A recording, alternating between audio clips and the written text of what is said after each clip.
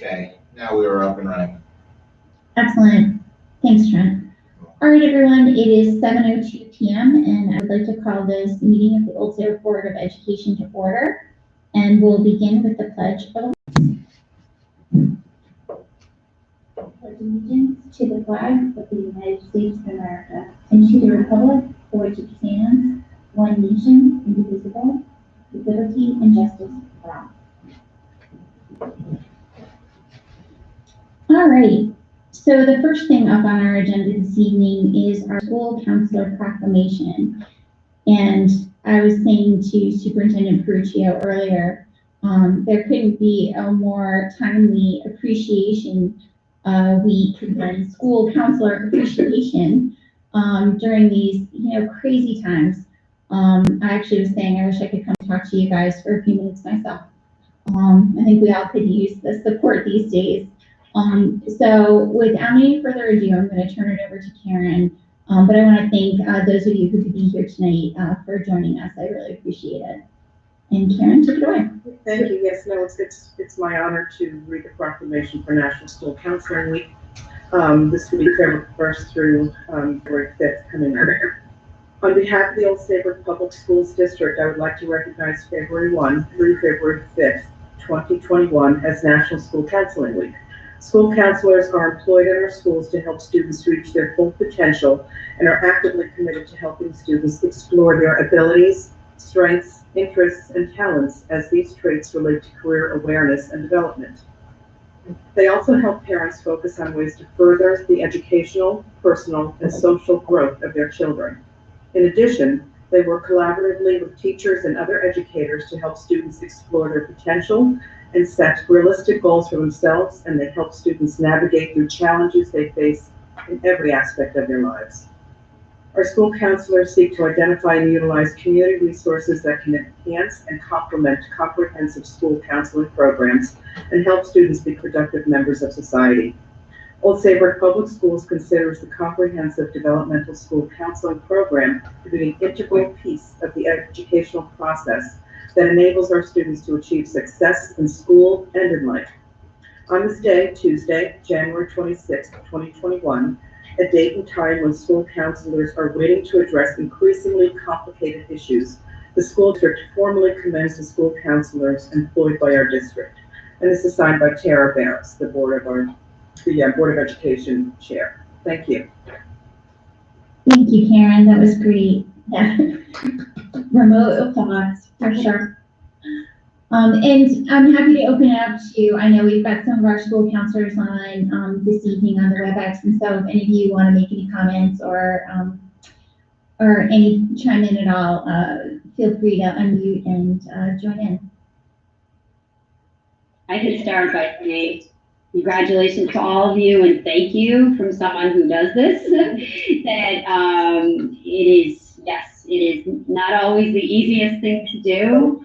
But I think it's wonderful that we're recognizing this and making a big deal about it, because it is a big deal what you do. So thank you all for all you do for all the students of Old Saybrook. And I would like to add to that just a very personal and heartfelt thank you to all of the counselors who certainly have helped my children navigate through some really tough times. Without you, I don't know if we would have made it as well as we have. So a very personal thank you and a word of appreciation to each and every one of you. I would just like to say thank you to all of you for all of the excellent support that you give us. It makes our job so much easier to know that we have all of your support behind us. So I thank you. Thanks, Lisa. Well, we're glad to have you guys tonight, and we're really glad to have had you here for the proclamation for sure. It's nice to make sure that you hear directly from us how much we appreciate it. So it's any big a proclamation. Can you hear me okay? Yep, go ahead, Eileen. The proclamation is really very written, and I don't know if it's a state proclamation or a national proclamation, but it really fits Old Saybrook really well in terms of its development over time and developmental guidance and working with families and Students for them to grow, they need to be able to have that type of support, and it's not just academic. So thank you to all the support staff for being available at all times, I'm sure, and for collaborating with many of the agencies in town. So thank you so much. And is this a national proclamation or a state one, Jan, or where does this come from? Came from our superintendent. That's beautifully written. Beautifully written. It is part of the national effort, though, to recognize school counselors at this particular week each year. And it was brought to our attention by one of our counselors a few years ago. I will admit, I didn't even know such a thing existed, but I'm glad it was brought to our attention because it gives us a moment in each year to pause and to thank them. And as Chairman Barrow said, particularly this year when everyone has had to pivot and flex, and they've had to change the types of issues they're dealing with, how they're dealing with them. There isn't anything they do that's the same as before, except for the skill set that they employ. And they've done marvelous work, particularly this year. And they're always deserving, but really happy to see their faces on this meeting this year to be able to say these wonderful things about them. Beautifully written, Jan. And so true, and so personalized. I just wanted to echo what Lisa said. I've worked in district for 18 years, and I still look forward to coming every day, working with our staff and our students, and just wanted to say thank you for all of your support and the recognition tonight. Thank you. Thanks, Jenna. Thank you so much. This was great. Thank you. Thanks, Casey. Good to see your face. Thank you very much for recognizing us. I'm looking at two of the students that I've worked with for the past 4 years that is on the Board of Ed right now. And it's been lovely seeing people grow from grade 9 through 12. Thanks, Maureen. We're glad to have you on tonight, too. Go ahead, George. I heard you making a comment as well. I'm sorry, I'm going to jump ahead a little bit. Later on tonight, there'll be a very comprehensive review on the social, emotional climate presentation, and that's a very impressive presentation, a very impressive amount of work, and I'm sure a major part of it contributes to the reflection of the answers. So again, based on that, thank you so much. You guys do amazing work. Thank you. Thanks, George. And I appreciate the board members' comments as well. And like I said, I'm happy to see the faces of some of our counselors on tonight. I really appreciate you taking the time to join us, especially I'm sure everybody's got long days. So thank you again.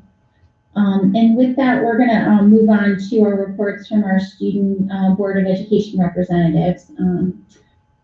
So take it away.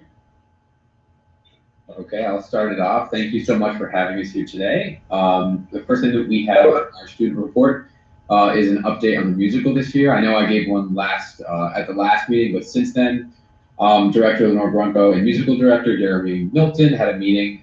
It was on January 14th. It was a Thursday to discuss this year's musical playing with the students, which hadn't happened as of last meeting. And they brought forth the plan that, for the most part, I presented to the board at our last meeting. So what we believe is to be right now, it is smaller scenes and songs performed by 1, 2, or 3 students up on stage in person with masks, and then that's going to be from a variety of different musicals that we're choosing. And then that's going to be most likely streamed to parents and anybody else who wants to watch from the school system. So, right now the students are kind of going through the process of, we have a Google Doc and we're going on and we're signing up for songs that we want to sing, and we're signing up with different group members that we want to sing them with. So that process is just now getting underway, and then rehearsals will most likely start in the next couple weeks. All right, next up we have a sports update. So CIC has partnered with the Department of Public Health to rule that sports can go on. The start date was Tuesday, January 19th. Old Saybrook started yesterday, Monday the 25th. Track is practicing, but they are not having any meets due to the size of these meets and these gatherings. And then boys and girls basketball is moving forward with 12 games. These competitions only within the Shoreline Conference. masks are going to be worn, and there's going to be 1 minute break after every 4 minutes of play. And for spectators, the games will be live streamed, and there will be no spectators allowed in the building. And some schools have opted not to participate in winter sports this year just because of the cases. So the next thing we have is that the OSHS Music Department is holding a virtual concert this Thursday, January 28th. It'll be streamed through Google Classroom as the last virtual concert was, and it will include pieces from Band 1, Band 2, chamber singers, men's choir, treble choir, flute choir, clarinet choir, jazz band, and jazz combos. All of those groups have been recording their in-person rehearsals for the past couple weeks, for the past couple months, and then the songs that we've practiced and recorded at these rehearsals will be featured in this virtual concert. I think as was done with the last virtual concert, there's going to be student art pieces put up on the stream so that it's kind of like it's the equivalent of what we would have like a theater arts jazz night or something like that, where we also feature student art exhibits out in the hallway. And this year we usually just, in the past, we just put them up on the screen while we were streaming. So that's coming up this upcoming Thursday. All right, so next on our list is Q2 ended on Friday, January 22nd, and Q3 began on Monday, the 25th. So we have officially hit the halfway mark. So with this, there have been some semester classes that have switched over. So some classes have ended, some classes are starting to begin now. And there have been changes in lunches because lunch this year is based on what class you have. So different students have entered different lunch waves with this new change in quarter. So another thing is that Southern Regional Honors Choir auditions happened, I believe, last month. Alice Pond and Ella Brady were selected for the Southern Regional Honors Choir. Again, I believe that the auditions were virtual this year, so they submitted a video that was then graded of them singing the audition piece. I don't actually believe that they're doing any actual group singing at any point this year for regionals as they typically do. But I still do believe that they provided the opportunity for students to audition so that they can still get that recognition even if they don't get to actually take part in the honors choir this year. And lastly, school breakfast and lunch is continuing to be free for the rest of the school year. Which is very exciting news because I know that a lot of kids have started to take advantage of this. But that's all we have. So if anyone has any questions, just let us know. Thank you guys. Great, thank you guys. So questions for our student representatives? So I think it's really exciting to be able to have the musical. I think it's very creative in terms of putting forth maybe from previous years that the musicals have had in them, which is really kind of fun. And so this is just a question. The majority of students at Old Saybrook High School are participating live, or are they remote? In the musical? Nope, just in general. So currently, we have about 25% of our students at the high school participating remotely, either, and that number could include people who are quarantined that we don't have any right now that I'm aware of. But we're running about 25% at the moment. So 75% are in. Okay. Great report. Always great to hear from the student reps. They have such a good perspective on what's going on. I look forward to the music program, as always. Thanks, Eileen. Other questions for our student representatives?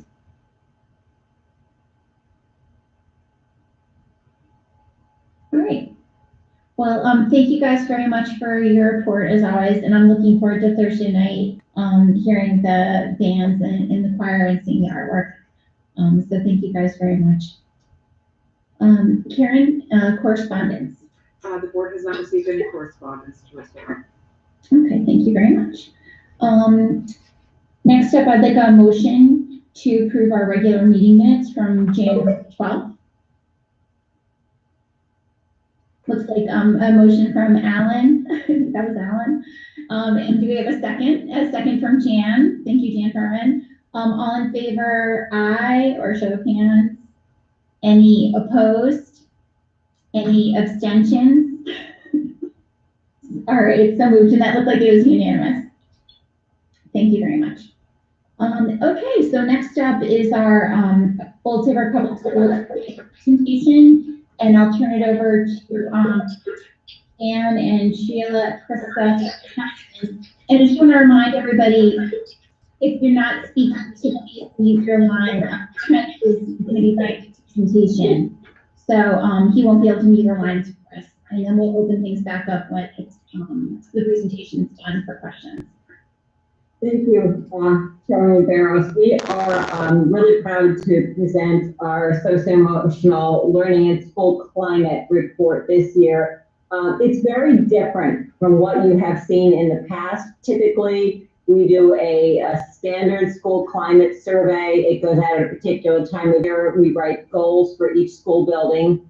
The school building staff write goals for their school building based on the information that they've received from parents, students, and staff. But we've done many surveys this year, and we've done surveys to reflect the way we were holding school at the time, and tried to tweak and improve distance learning and improve what's going on in the classroom and improve when we have students in both settings. And we felt it was really important that we still present to you this year a meaningful, relevant presentation that reflects where we are based on various surveys, not our standard climate survey, and our experiences with students and staff in the community. And it's different, but it's incredibly meaningful. And to us, and to you, I think, I hope you'll find it reflects what we really have been working on and where we intend to go with the rest of the year. And with that, I'm going to turn it over to Matt Walton, who's going to get us started. Okay, good evening. It's nice to see all of you tonight. I'd like to start by echoing what many of you have already said related to our school counselor proclamation, and really extend that to all support staff, including our school psychologists and nurses. They've laid the foundation for the work that we've had to do this year, and we would not nearly be successful without all of their support and all of their hard work. So again, thank you so much for all of that this year.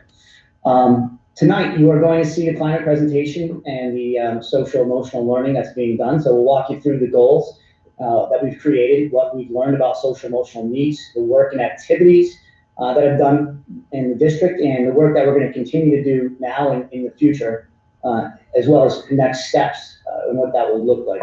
We'll also be discussing what the remote learning is looking like presently in all 3 schools. As all of you know, social emotional well-being of our students and staff, and as well as our school climate, has always been a focus for all of us here in Old Saybrook. In the COVID world, we have the plan, program, and use data even better in more ways to meet the needs of our students and our staff. And I think back to the start of the school year where we hadn't seen our students since March, right? We had that huge gap where students weren't in our classrooms, and we knew they'd be returning to us impacted, but really to the extent and how was not fully understood.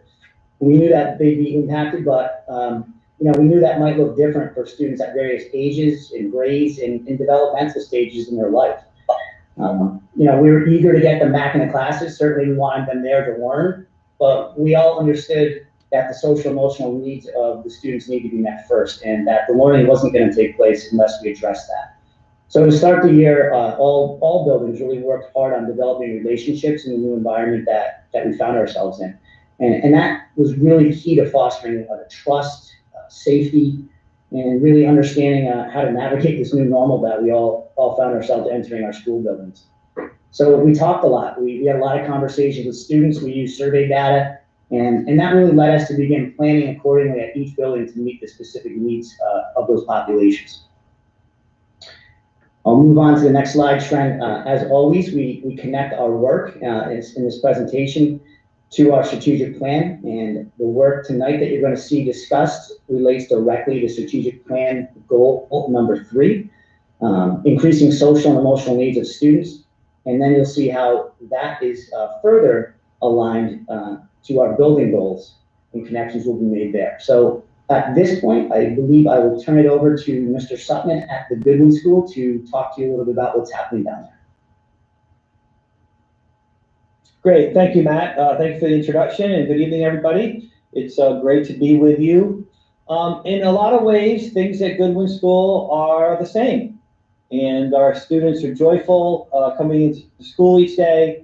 and really enjoying, the different aspects of their day. And then in a lot of ways, the school year is very different. So we have found ourselves having to do more support, especially with our learners who are at home and with their parents and keeping students engaged. Teachers have done a great job of making sure the kids that are at home are connected to the classroom and can interact with peers as well as the teacher. We feel that most of the stress from students is just the monotony of being with the same cohort day in and day out. And you may recall that even at recess time, they're only within their cohort. So we're starting to see some glimpses of conflict between students who are together all the time, because they just don't have that time to be with a larger population in a grade level. So we're spending more time with that. Our school counselors are constantly meeting with students, calling home more often than in the past, supporting the needs at home. And in some cases, our social worker making trips, delivering items, and making sure that all the needs of a family are met at home above and beyond just academics. Trent, you can take us to the next slide. So we are trying to really engage our students and create fun. In elementary school, kids come to school with smiles on their faces. They relish coming to school. They love their teachers. Sometimes the custodian and the principal are, superheroes, so to speak, to them. So we have been engaging them in different activities that's listed on the next slide that you'll see, but really trying to make sure that we are maintaining that overall engagement and that coming to school is rewarding and that it's really fun. And I have to tip my hat to our staff. They are bending over backwards to maintain that engagement. Trent, you go to the next slide. So we're doing some things that we've done before, like spirit days, like a pajama day in classrooms or by grade level. Members of Youth and Family Services made us little turkeys, and we hid them around the building, and kids had to find them. We do a little gobble gobble over the intercom, and they know that a new turkey has arrived. We did something similar with hiding little holiday boxes that were decorated. A couple times we just surprised the kids by coming in with a cart and having cookies and hot chocolate, and saying, hey guys, we're just gonna take a break right now and have some treats. For the staff, we've had a woo woo cart where we surprise the staff in a similar way. They don't know what's coming. They're just having some treats for them to keep their spirits up. We're also making sure that classrooms have access to large spaces. So at times when the gym is available or the cafeteria is available, classes are going in and doing special things in a big space, which has been great. And then Julie in central office has been great with getting us more supplies for indoor and outdoor recess. And we've also done an assessment, SABRE assessment, that looks at students who are at risk. And that's basically a survey. And once we find students that may be struggling, we take a deeper look. I think that completes everything at Goodwin. I'd be glad to, next steps. So we have more fun planned.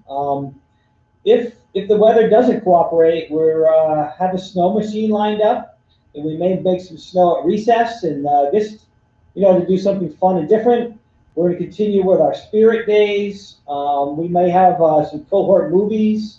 Our blue blocks set up is we have these really large building blocks that interconnect, and students get a problem to solve, and they have to use these big blocks, almost human-sized blocks, to solve problems. We brainstorm in the spring, perhaps a ice cream truck may visit and surprise the kids. Classrooms are already doing this on their own, but we may do it school-wide, where for the last 10 minutes of the school day, we play some music, and it's just a dance party in the classes. And of course, that survey that I mentioned, we'll be looking at the results there and taking next steps. So again, trying to engage fun, trying to make sure all of our learners at home and at school are really enjoying their time at school, and trying to make it a place that the kids want to be. And so far, I think our staff has done a great job, and look forward to next steps. Thank you, Trent.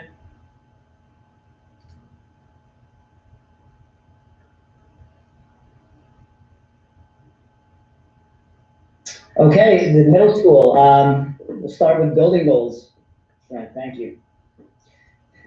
Yeah, so the goal at the Old Saybrook Middle School is really to help students understand themselves a little bit better and to stay engaged with their learning.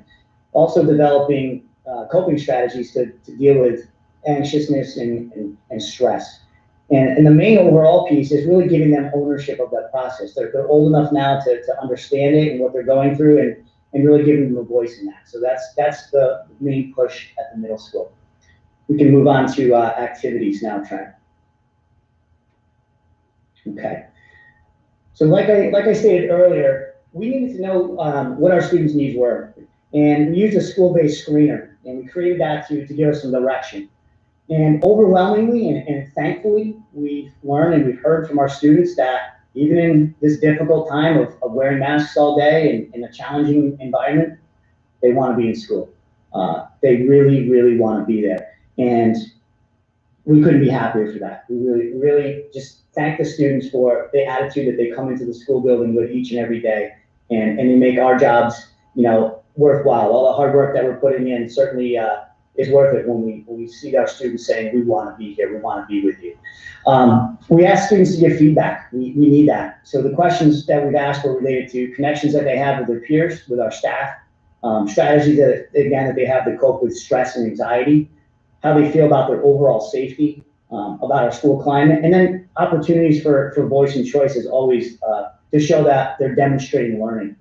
And really just an overall question about how can the school better support them during this unusual time.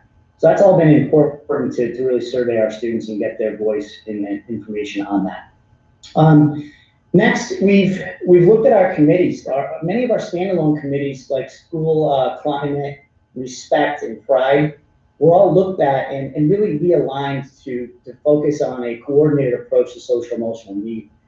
And one new addition that we've looked at, kind of similar probably to Goodwin School, is that all grades have a recess. And it sounds something really simple, but they go out there with their homeroom teacher, and the teachers are reporting that during this time, they're not focused on academics, they're having just normal conversations, they're bonding with kids, and the relationships are really that much deeper. So that's been a huge win for everybody. In district this year, we're lucky to have something that's called Neptune Navigate. This is a program that's a computer-based system. And we know that our students were thrust into an educational setting that relies heavily on technology. So knowing that was going to be our platform for learning, we knew that we needed to provide some instruction related to that, so that students were using the technology effectively and really properly. Especially when students are looking at things like online bullying and really their social media use. So this program allows us to tailor fit some of that to them.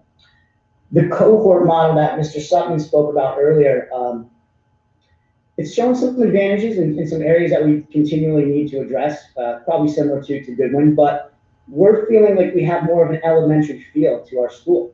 With that one class staying together all day, it's kind of made classes, for the most part, closer to one another, more of a family. They're looking out for one another. And really that's reflected in our disciplinary data.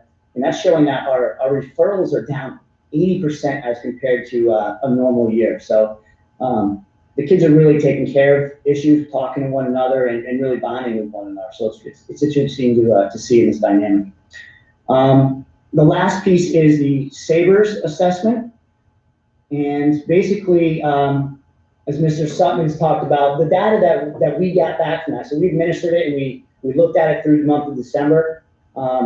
Kids are more worried. They're more worried not only just about school, but in life in general. And they've got a lot of questions. So our support staff's going through that. They're digging deeper and they're looking at addressing any students that really popped or became elevated to assess and really get that need to those students that popped on that screener.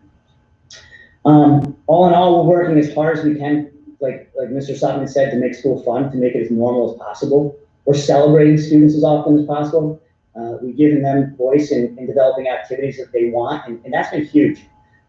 Just taking the time to sit down and talk to them, letting them have a voice and knowing that we're going to be there to listen, that creates that climate that we expect in our school. And the kids have been really good about that. They really have. Spirit days are happening more regularly. Students have created activities, and we've supported that in just about every case possible. We want to keep kids engaged, and we want to keep them, wanting to come to school each day. All right, I think next slide, Trent, is next steps. So let's see. Yeah, so at next steps, we have staff are working towards in the evaluation process, a student learning objective, and that's the SLO, and they have to complete that every year. And this year, 100% of our staff actually, they didn't have to, but they did. They wrote a goal around social emotional needs, and that was really impressive to see that. And we can see the school kind of working and trending in one direction. It's nice to really bounce ideas off one another rather than having those goals kind of worked on in isolation. Again, our student support staff, our counselors, they've been huge. They have been a huge and integral part, not only for our students, but an invaluable resource to our staff. In this Google Zoom world that we're all living in, they got creative. They've created things that I never thought that we had an opportunity to use in our schools, such as the virtual Zen Den, a career field trip, online game rooms. Students and staff are using them, they're exploring them, and they're addressing coping skills each day. It's been a favorite for a lot of classes. It's something that's definitely being used, and the kids really have gravitated towards the sites. We're really proud of that work, and we're actually going to be presenting that at the virtual New England League of Middle Schools conference that's coming up in March, and that will be for all middle school educators from around New England. So kudos to our support staff. I think that's it. Again, like we said before, making school normal and really working on having that student voice is really important for us at the middle school. I think next is our distance learning update. Okay. Yeah, right now, you can see that the number is at 9%. So our distance learning model is working, and we're lucky. Kids are in school. Again, 9% of our students are not with us right now, but that number fluctuates, and that's been between 5 and 10% throughout the year. Teachers know, we all know that students really learn better when they're in front of us and when they're in the building, but when they are out and they're distance learning or they're out because they've been quarantined, we're working really hard to keep them engaged. And we couldn't be more proud and thankful for our families. They've really been a huge part of that support, and they help us get our work done here at the school. Like Goodwin, we see that students transition well in and out of school. They're really proficient with using their Chromebooks and getting online on time. We have systems in place to get materials to the families when needed. And staff really have worked hard to adjust the lesson content to make sure that even those students that are not physically in our buildings are having opportunities to engage and showcase their learning. I think the next slide is maybe on equity trend, diversity and equity. Okay, yeah. So for me professionally, this is like my goal for the year, and I've been fortunate to have opportunities over the past year to read a lot, research, present on the topic, and recently presented with some other board colleagues from the Connecticut Association of Schools. And that's allowed me to facilitate conversations with school leaders from all over our state. In every conversation, I've been able to really just listen and learn and think about how I can bring those ideas back to Old Saybrook to better support our teachers and our students on these topics. So we've been working with districts from all over New England. We've been talking about books to read. We've started some book chats. We've compiled lots of age-appropriate resources to bring into our classrooms. We've really just started to scratch the surface when it comes to this topic. And it's happening in small pockets within our school. But I've learned overall that really staff have to be really well versed and knowledgeable with the content in order to bring that into a classroom. So it takes time, but it's time that's well invested, and when done right, it's impactful and meaningful. I think that's it from our middle school, so I think I'm going to pass it on to the high school, Mr. A. Thank you, Matt. It's a pleasure to be here this evening and see everybody. It's been a while for some of you. It's good to see you. I think this is going to be a continuation of what's been discussed at the other buildings. You know, in a high school for many years of my life, feels like I never left. And we tend to walk into high school thinking it's always business as usual. It's mostly academia. It's mostly hit the books. It's mostly jump into it. And sometimes we forget that we need to take a breath. And I think our focus has been on deepening the relationships, teaching kids and adults in the building to take that breath and to think about how our emotions play into how we learn, if we can learn, if we're even ready to learn. So we are taking a step back and helping students acquire the skills to identify their emotions, how they're impacting them, and how to regulate them, and to provide skills that they can carry on with them for the rest of their lives. So that's our goal, to deepen the relationships. As Matt alluded to earlier, we hadn't seen them since March. And then we have new students to our building who are hidden in masks. So, you know, we need to build those relationships and break through those barriers. So that's been our focus. Next slide, Trent. So all of the staff in Old Saybrook are working through the SEL, professional development through Yale, and we've been focusing and giving time and having breakout groups and talking about how to implement that in our classrooms and even in our own lives to realize how moods can impact strategies. And our advisory program has taken off with that focus as well. So the advisory is up and running as best we can, given the cohorts in COVID. And we have been working with our fantastic support staff in developing the programming for that to carry on these lessons and these topics, and again, to give time to focus on that SEL. We've also encouraged teachers to have regular check-ins. And this is just the, hey, how's it going? How are we doing today? And again, as a classroom teacher, a lot of times I wouldn't do that. I would just be jumping in a Hamlet without thinking about the people in front of me. And I had to learn that you need to slow down and read the room and understand where people are at and be there for them.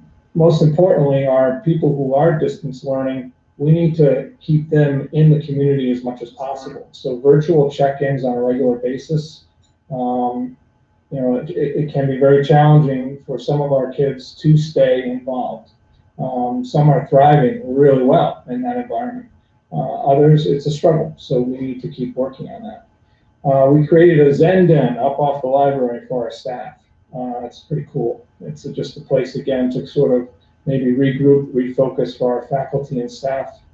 And Sabers is another valuable tool that we're using to identify those students who may be in crisis, maybe need some more support along the way. So that's been a very fortunate tool that we have, and again, our support staff are on top of that and reviewing that. Our next steps. So we continue with the Yale program, and as we work through it, more practical advice and strategies can play out into the classroom, and teachers are embracing those. As Matt indicated, a number of teachers at the high school have taken on SLO goals, and mid-years are coming up, and we're going to see where they're at with that. But anecdotally, I can say that the teachers I've spoken to, and even some students, those check-ins, those conferences, taking the time to breathe, even, you know, doing a little meditation or an activity to kind of check in with ourselves before you take an assessment can relieve that anxiety and that stress, which is multiplied in this pandemic for students. So we continue to monitor that through our student intervention team that meets weekly. We review students on a regular basis, talk about strategies. We've also incorporated mini conferences. We'll be doing that actually tomorrow afternoon for students we've identified that are struggling academically. So that's a chance to bring all the teachers together virtually and to discuss, again, some of the issues at hand and some things that might work and kind of accelerate success for those students. Guidance staff has been fantastic in reaching out and continuing that conversation with our distance learning, support staff using the Sabres as a tool, and they've been a great team in terms of planning all of the advisory sessions, and the focus areas are listed on the slide, but self-awareness, management, social awareness, relationship skills. Again, these are life skills that we're talking about, very important.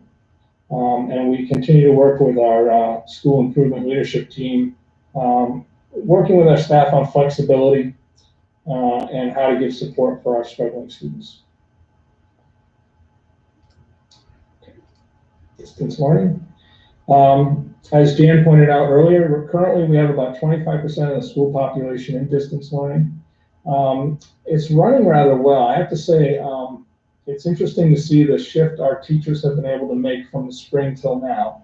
In observations when I've been in the classroom, teachers are just seamlessly working with the students in front of us and then turning to the students online, and it's without missing a beat, calling them out by name, involving them in conversations, giving them a voice in the classroom, and it's become almost seamless. And that's kudos to our staff for adapting. In the spring, we were, building the plane as we landed it, but now I think the skills have just increased. Great communication with parents in terms of students who are at home. We have a place for them to pick up materials and deliver as needed.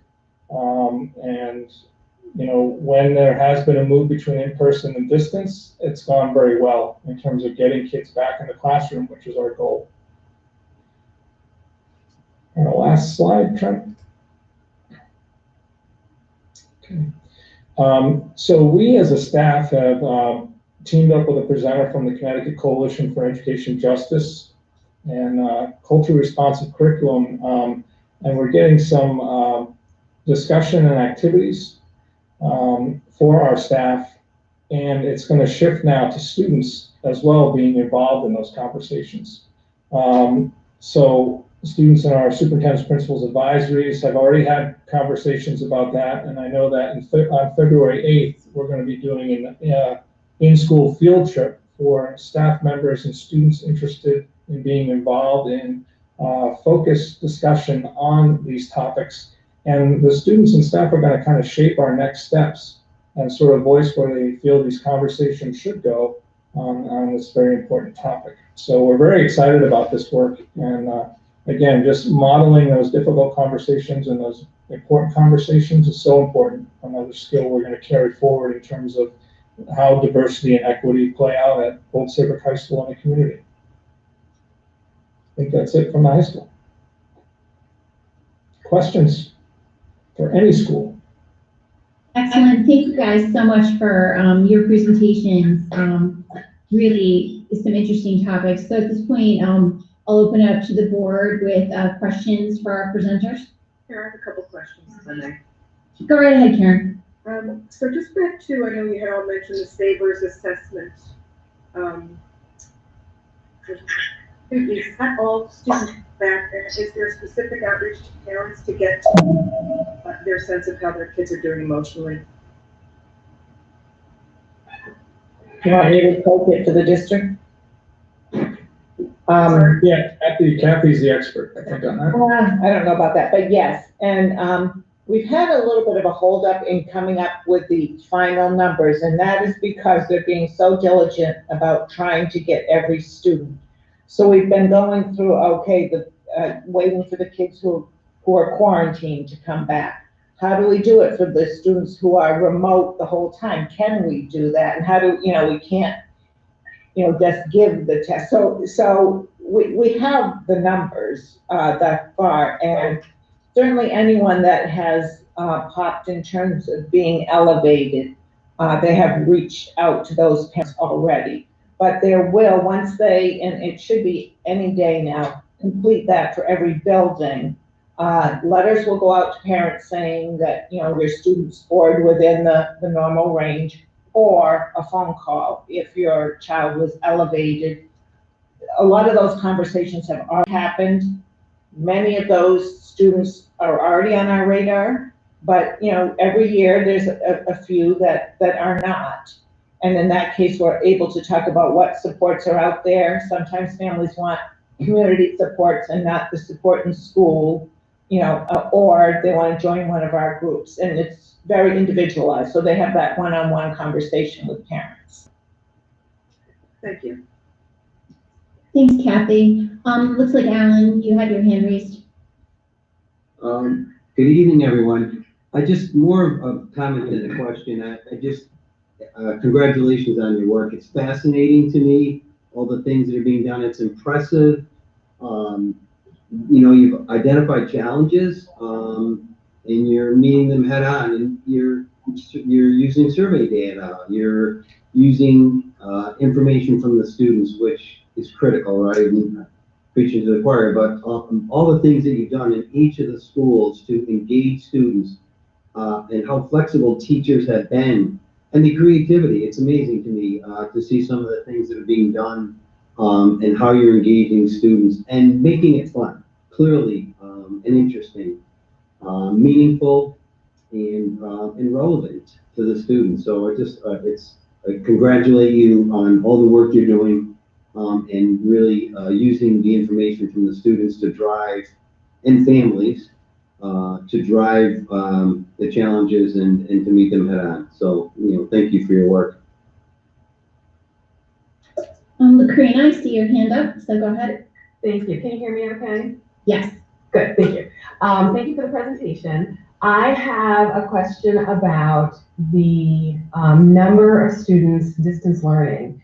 It sounds like from the numbers that there's roughly twice as many students at the high school distance learning than at the middle and elementary schools. And so I'm wondering if you have any insight as to why that might be. I have some speculation on my own, but I'm interested to hear your thoughts. And then also, that number, 25%, is much higher than I thought. I thought previously we were at 90% in-person attendance. So Joe, have you guys seen a spike in the number of students who are home learning? Because it's essentially equivalent to a grade. And I wonder, is it spread out equitably across the grades, or is there a particular grade that's more impacted? Juniors are heavier in terms of distance learning, and seniors, and then it kind of gradually goes down. There's lots of speculations why. As we move toward the holidays, it started to peak a little bit, and then it steadied at the 25%. Various reasons, and again, some of it's anxiety, some of it's maybe student is working and out in the community.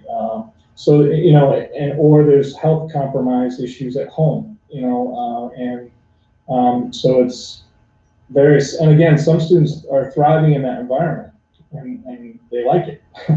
So our goal obviously is to get everybody back. So I think we've repeatedly demonstrated from when we went full in October that the schools are safe.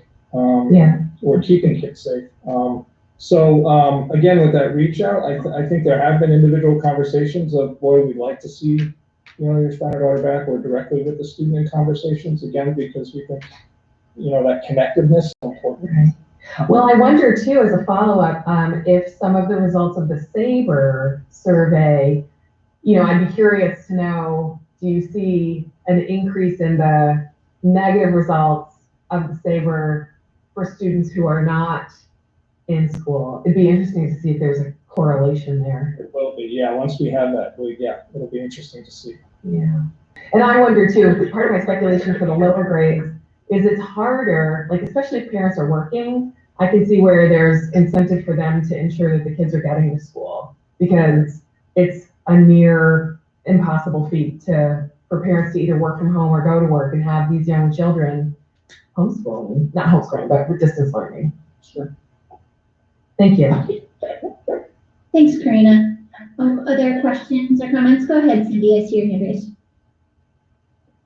It's just really a comment to say thank you to all of the administrators and teachers at the school who are taking this on and doing such a wonderful job with it. It is very impressive to see all the things and the information that's coming out of it. It's kind of like, did it take a pandemic for us to get to this point where we're really focusing on these things that, I think in Champion that are so very important to their future, knowing these skills, having these skills, and being able to recognize themselves and being able to regulate emotions, all those things. What's interesting that's coming out of it is, I'm hearing some of these things about, okay, and I'm hearing it not just in this district, other districts, the middle school, you have all your behaviors are down, like significant, and people aren't dealing with them as much. And yet at the elementary school, some of the kids are getting tired of being around each other and like those family things. So it'll be interesting to see how we can take some of the information we learned from all of this and what we can do with it as far as grouping kids and, making it better for everyone. So all good work. I'm really impressed with what you're doing and that you're taking this on is something that's very important. So thank you to all. If I could add what you're saying, we are so busy responding to the immediate, obviously. That's first and foremost what we need to do. But we're also trying, and by we, I mean the administrative team in the buildings, this is by the teachers and counselors, really trying to keep an eye on the long range and the impact of this time period. Because just today I was looking at an article that was talking about the impact of close downs in the world, close downs of school for various reasons, and how the impact academically and socio-emotionally went on not only for the young people who then grew up and were out in the world, but also it became generational. It also had an impact on their children. This particular study was looking at a period of time in Argentina where there was a massive teacher strike and schools were closed for a year and a half or something like that. The impact on those individuals and the impact on their families moving forward is what we are trying also to keep our eye on so that we can address those problems now. And that's what SABRE stands for. It's I just trapped myself. Socioacademic, emotional, it's all of the components that we know we need to be keeping our eye on, and they're doing yeoman's work in the schools to try to keep all those balls in the air. We know how important this is going to be for a really long time. Thanks, Jan. So I see Heston, you've got your hand up, Heston. Go ahead. Obviously, I would not make a good distance learner because I fail to have Trent navigate the slides correctly. So I think I'd be calling the guidance counselors for support if I had to do this every day. But anyway, so a couple things to add. One thing about the distance learning is I really have to tip my hat to the tech department. They have gotten us the software. They have gotten us the support. Their support with GoGuardian. They have helped us align the Chromebooks, the iPads to access different learning that's online. Sensational. Impatient, coming day after day, supporting teachers. Really marvelous. So Amity, heads up that department, and under her leadership, without them, we would not be where we are. So that's one piece I wanted to add about distance learning. And then the other piece about diversity and equity, at Goodwin, we mostly address that through our curriculum. We have an American Heroes unit. We have a second step unit that is delivered by our social worker that deals with social issues, familiar issues. It was on the slide of all the things that curriculum covers. So I apologize of not getting to that slide correctly, but I wanted to add that those comments. So thank you for giving me that opportunity, Tara. Thanks, Heston. Other questions? Looks like Karen, you have your hand up. Go ahead. Another question. I know Heston, you earlier mentioned about sort of increased instances of conflict, with the little ones, which makes sense because they're so young, but several references to Zendens, I think it was, Zenden for staff. I'm just wondering if all three buildings have a physical space for students, really, as well as staff, but for students to sort of connect and reset their emotions, to, I think of the little ones, who still learning to navigate social situations. They just need, little timeout space that's warm and welcoming. Do we have anything like that? Do the schools provide anything like that, or have you thought about that, or is there a need? Well, I can speak to that, Goodwin. We have had Zen groups before for students. Obviously, we're not doing that now because it would have to be virtual, and we're not leaving, those kids unattended in an online forum in any way. But really, at Goodwin, addressing daily or minute-to-minute social emotional needs is not a new thing for us. Yeah. So we have a lot of systems built in already where kids need a movement break. There are adults, there are paraeducators who are able to take kids for movement breaks. Obviously, going to the water fountain, our support team, our school counselor, school psychologist, social worker are constantly meeting with kids. We have a lot more outside walks now and outside time, which I think we'll continue to do in the future. It's really been, it's opened our eyes to different possibilities. So that's ongoing. And yes, students that are heightened, we know who they are through our consult process or through the IEP process, or knowing families so well. So that's kind of baked in at Goodwin already. I'll jump in at the middle school. We are fortunate to have an advisory program that is solid. In fact, we're using about 10 minutes per day to start the day to talk and to have opportunities for our students to visit the virtual Zen Den. So they're actually going in there, they're being walked through that with a teacher, they're processing together, they're having dialogue and conversation. There's a lot of students that need our counselors. There's sometimes where there's a waiting line outside of our counselor's door. So the kids feel safe, they feel open, they want to talk, they really do. And that's great that we have an environment that our kids want to talk to us and that they feel like they can do that. But we're really trying to strike that balance between, yeah, we know we need to deliver instruction, but we have to make sure that we're addressing the social emotional needs. So our teachers have bought into that. They're taking the time daily to do it and really listening to the kids. Sometimes just listening is what they need. So we're proud that that's in place.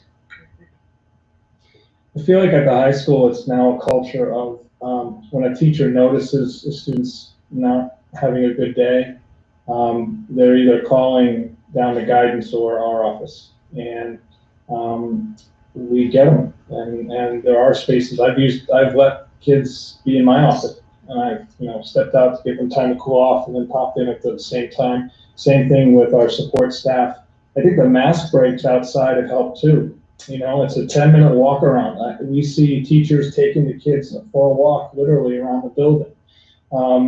Things have kind of slowed down, and to Matt's point about discipline, I think I need to knock on wood if I have any real wood in my house here.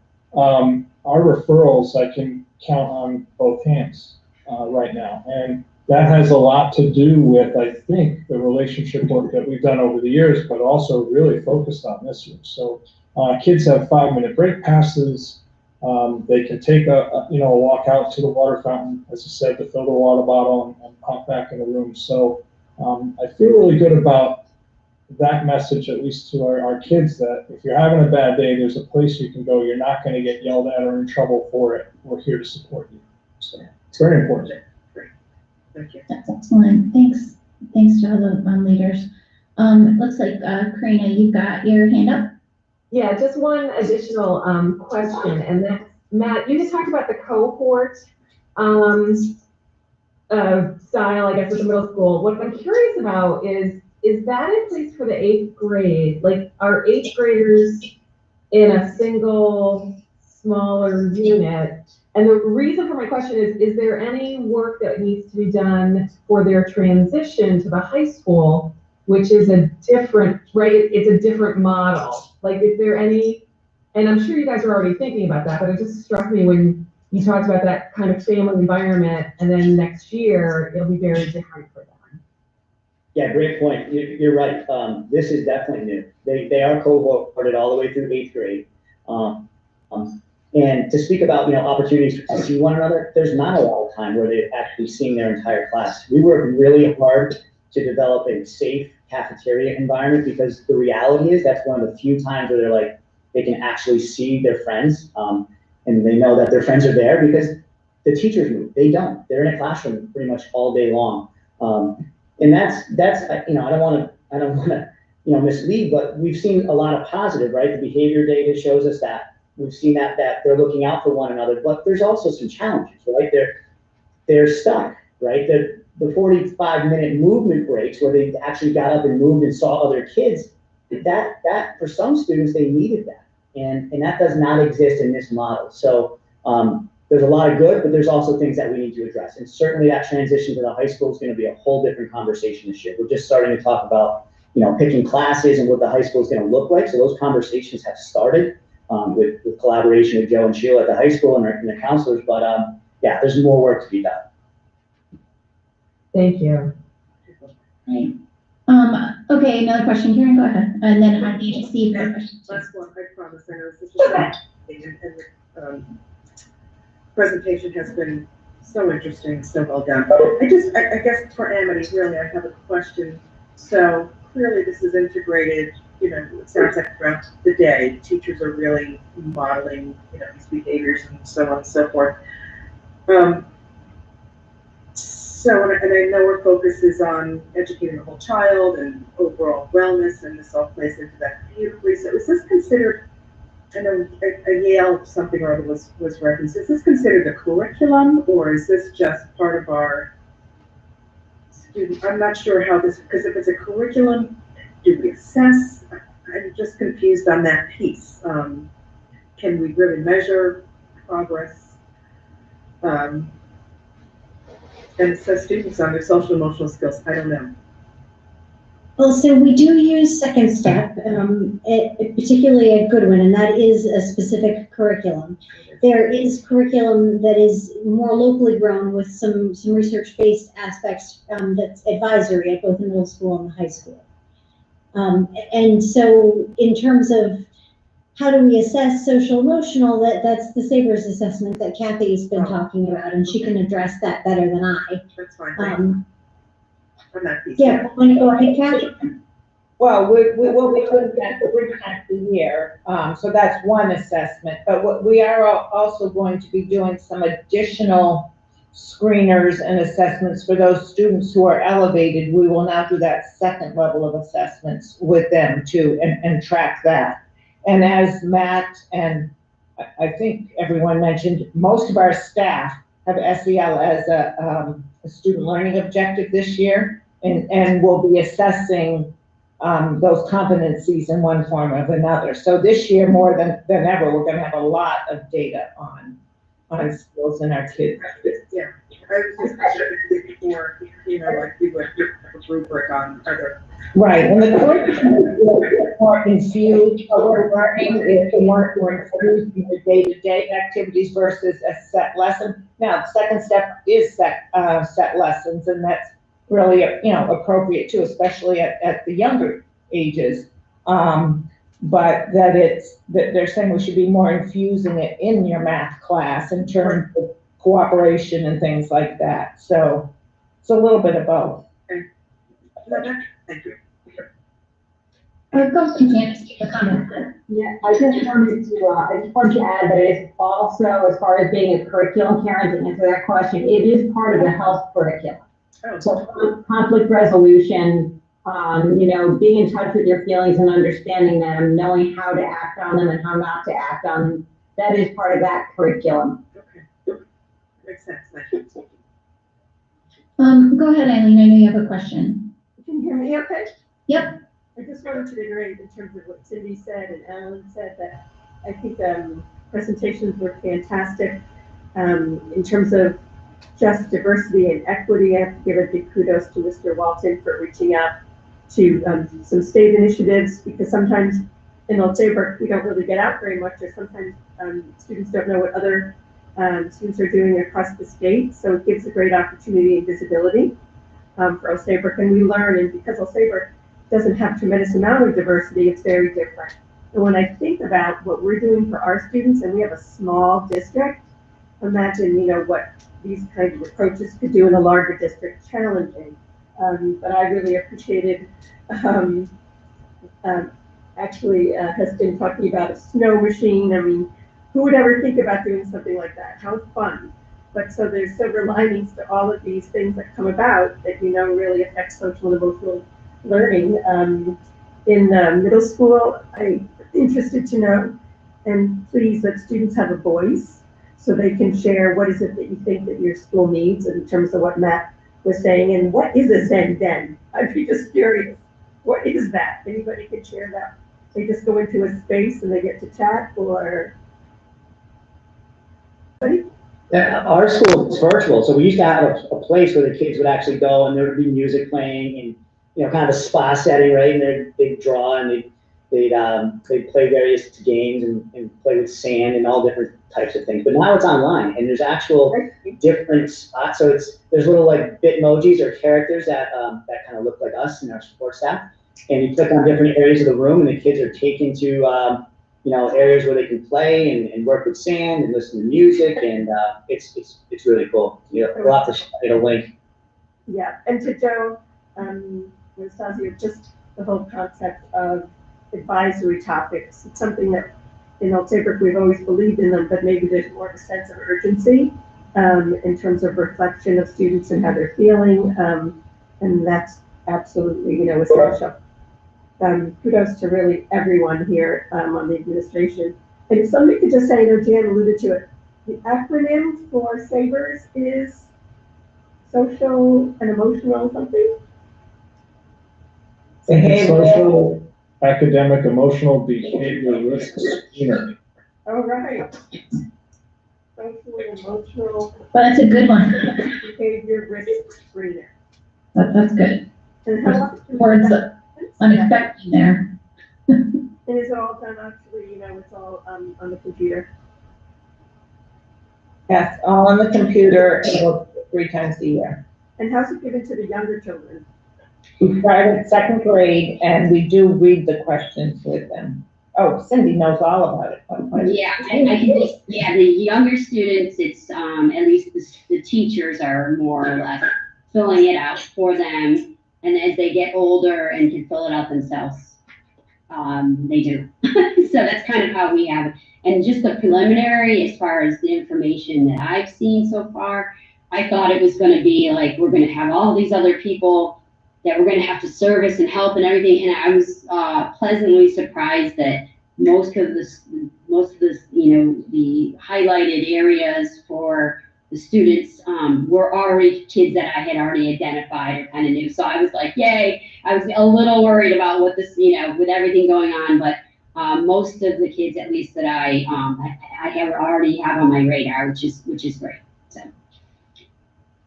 And just a thought, we, as our student body is increasing in terms of being multilingual and coming from English as a second language, our language staff able to give this assessment to them in their language? There's a Spanish version, which we did use this year. I don't know about what we did about any other languages, but I know we did use the Spanish one. Is it in to be evaluated, or do we do it in-house? It comes with the actual assessment, has the Spanish version. No, I mean, do you assess it, or do you have to send it out? Oh, no, we buy the software to calculate, is that what you mean? To score it? Yeah, that comes with the program. Okay, terrific. Thank you. I actually just have 2 comments myself, and then George, I see you have your hand up. So I do just want to comment to Joe, in regards to the advisory that you're doing this year at the high school. I happen to have a student, up there with you this year, and I have to say, like, the feedback has been extremely meaningful. And, I've had another child go through the high school, just, had more services, and, so I was used to that kind of level with that child. And then, my younger child coming up now, kind of utilizing, more of what the general population would see. And he's found this really helpful. And as a parent, certainly I've seen it in such a positive light. Kind of to Eileen's point about student voice and having a say in kind of their future and to give meaningful feedback to their teachers. So I really want to commend you guys for the program that you put together there, because that's, I think, really fantastic. Just amazing. And I also do want to comment and commend you too on your distance learning. You had said that you're really moving seamlessly between, kids on distance learning and then coming back into the classroom. And I have to say that, I commend you greatly on that. I think it is very seamless. And, a very meaningful program that I think is really benefiting the kids, that if they've got to be quarantined or home for whatever reason, that they're not missing out on any of the experience. So I just wanted to make those comments because I thought it was important to share. Thank you, Tara. I appreciate that. And that is just a credit to our staff and faculty on how hard they've worked. Really have stepped up, and because they care about our kids and they want what's best for them. Yeah, really fantastic. And I just want to say, just in general to all of you in the presentation, obviously it's a really different year. And, our expectations when we talk about climate, in the past have been, involved in person and surveys and, what's going on with the kids in school.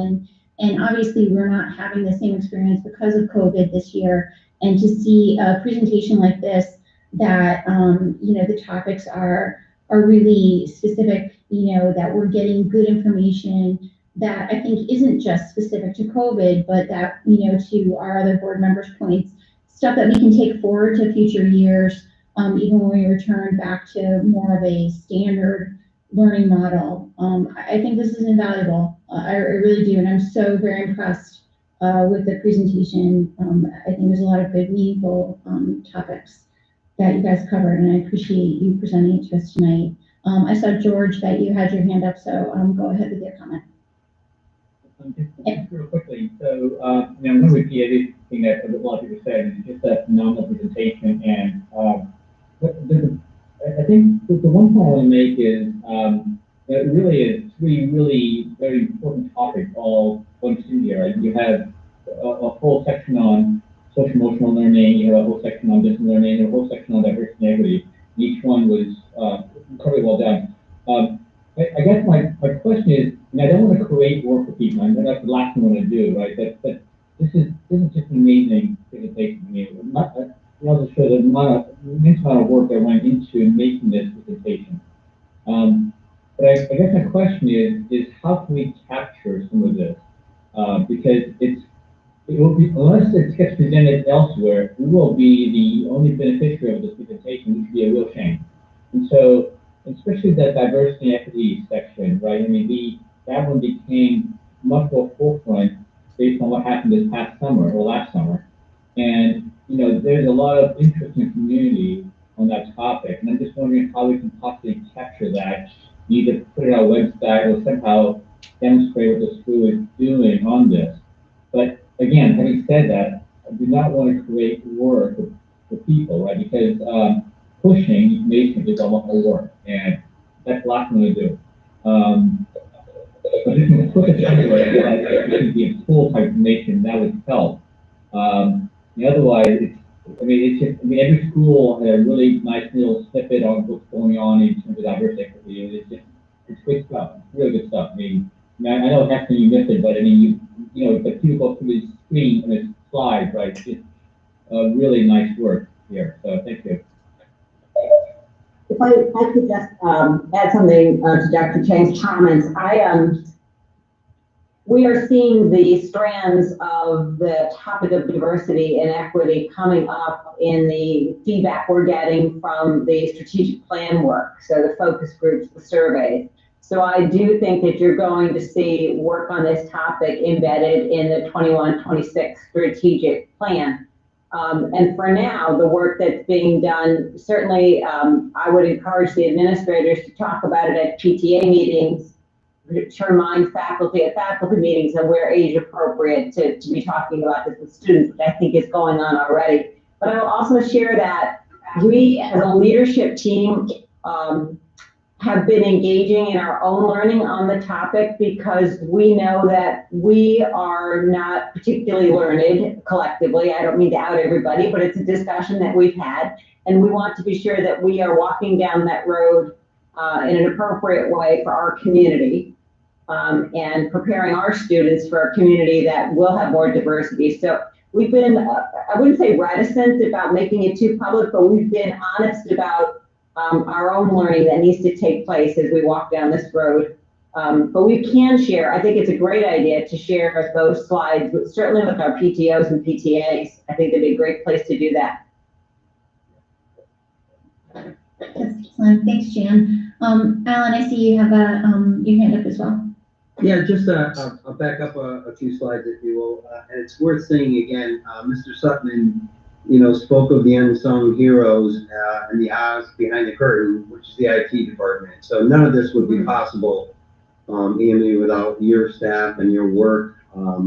There's so many blitzes that happen, and Mr. Sutton mentioned the patience that folks have to make this work. So I just, my experience through my work, we couldn't do it without the eyes behind the curtain. So much appreciation and thanks to that group to make it work for the teachers and for the students. I'll make sure that they know. They'll be really excited to know that everybody recognizes their work. Thanks, Emily. Great. So any other questions or comments before I move on? So Tara?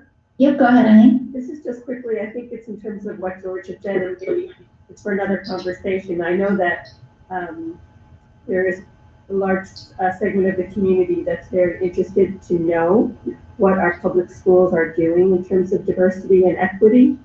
And I know that whether it's a Democratic Town Committee asked the question, or Una was saying, that racism is a big issue, and they made a statement at or proclamation at their Board of Selectmen meeting, but somehow this really, all the administrators are so fluid in terms of their presentation. Just even these slides would be terrific for people to better understand what we're doing, because I know we're going to be doing, I think, a review. I remember several months ago we talked about what we should be doing in our district to enhance or strengthen diversity.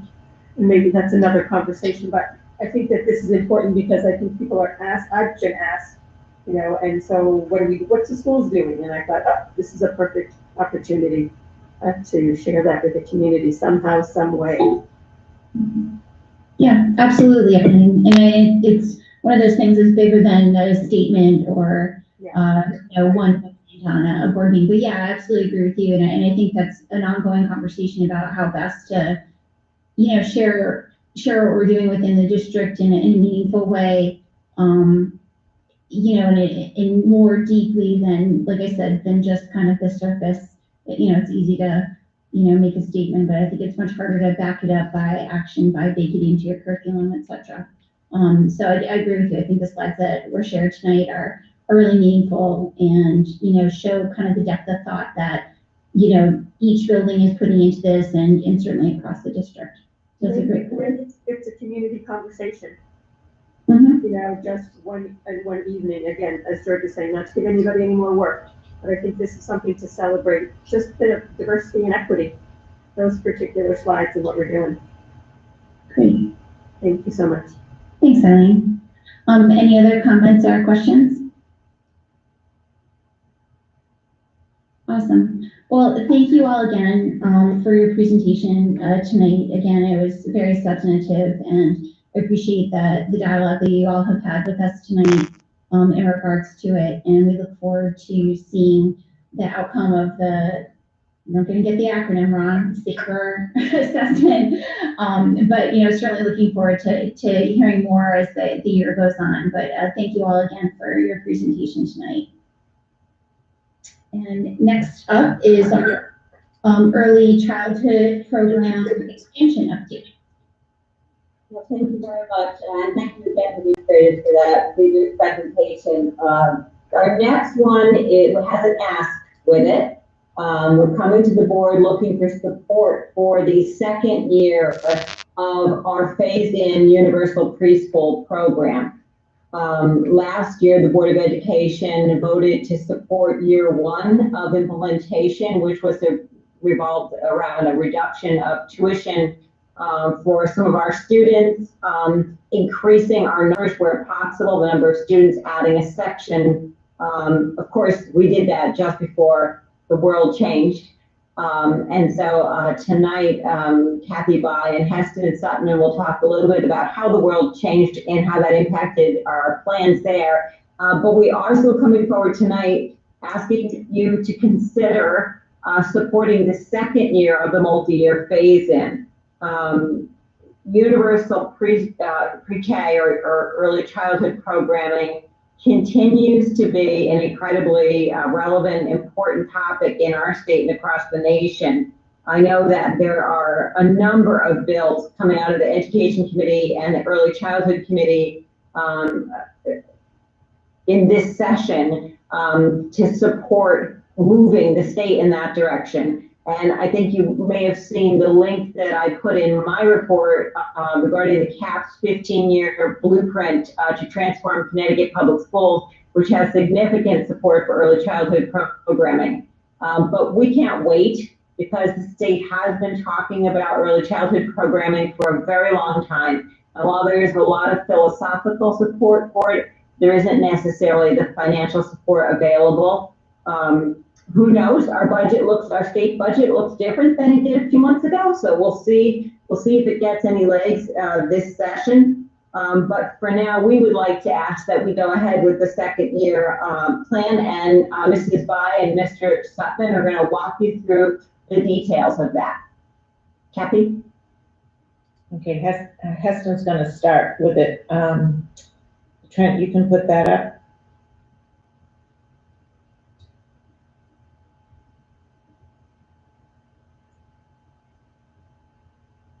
You're going to see that a lot of this is just like the presentation did a year ago, and it's an update on where we are. As soon as that comes up, as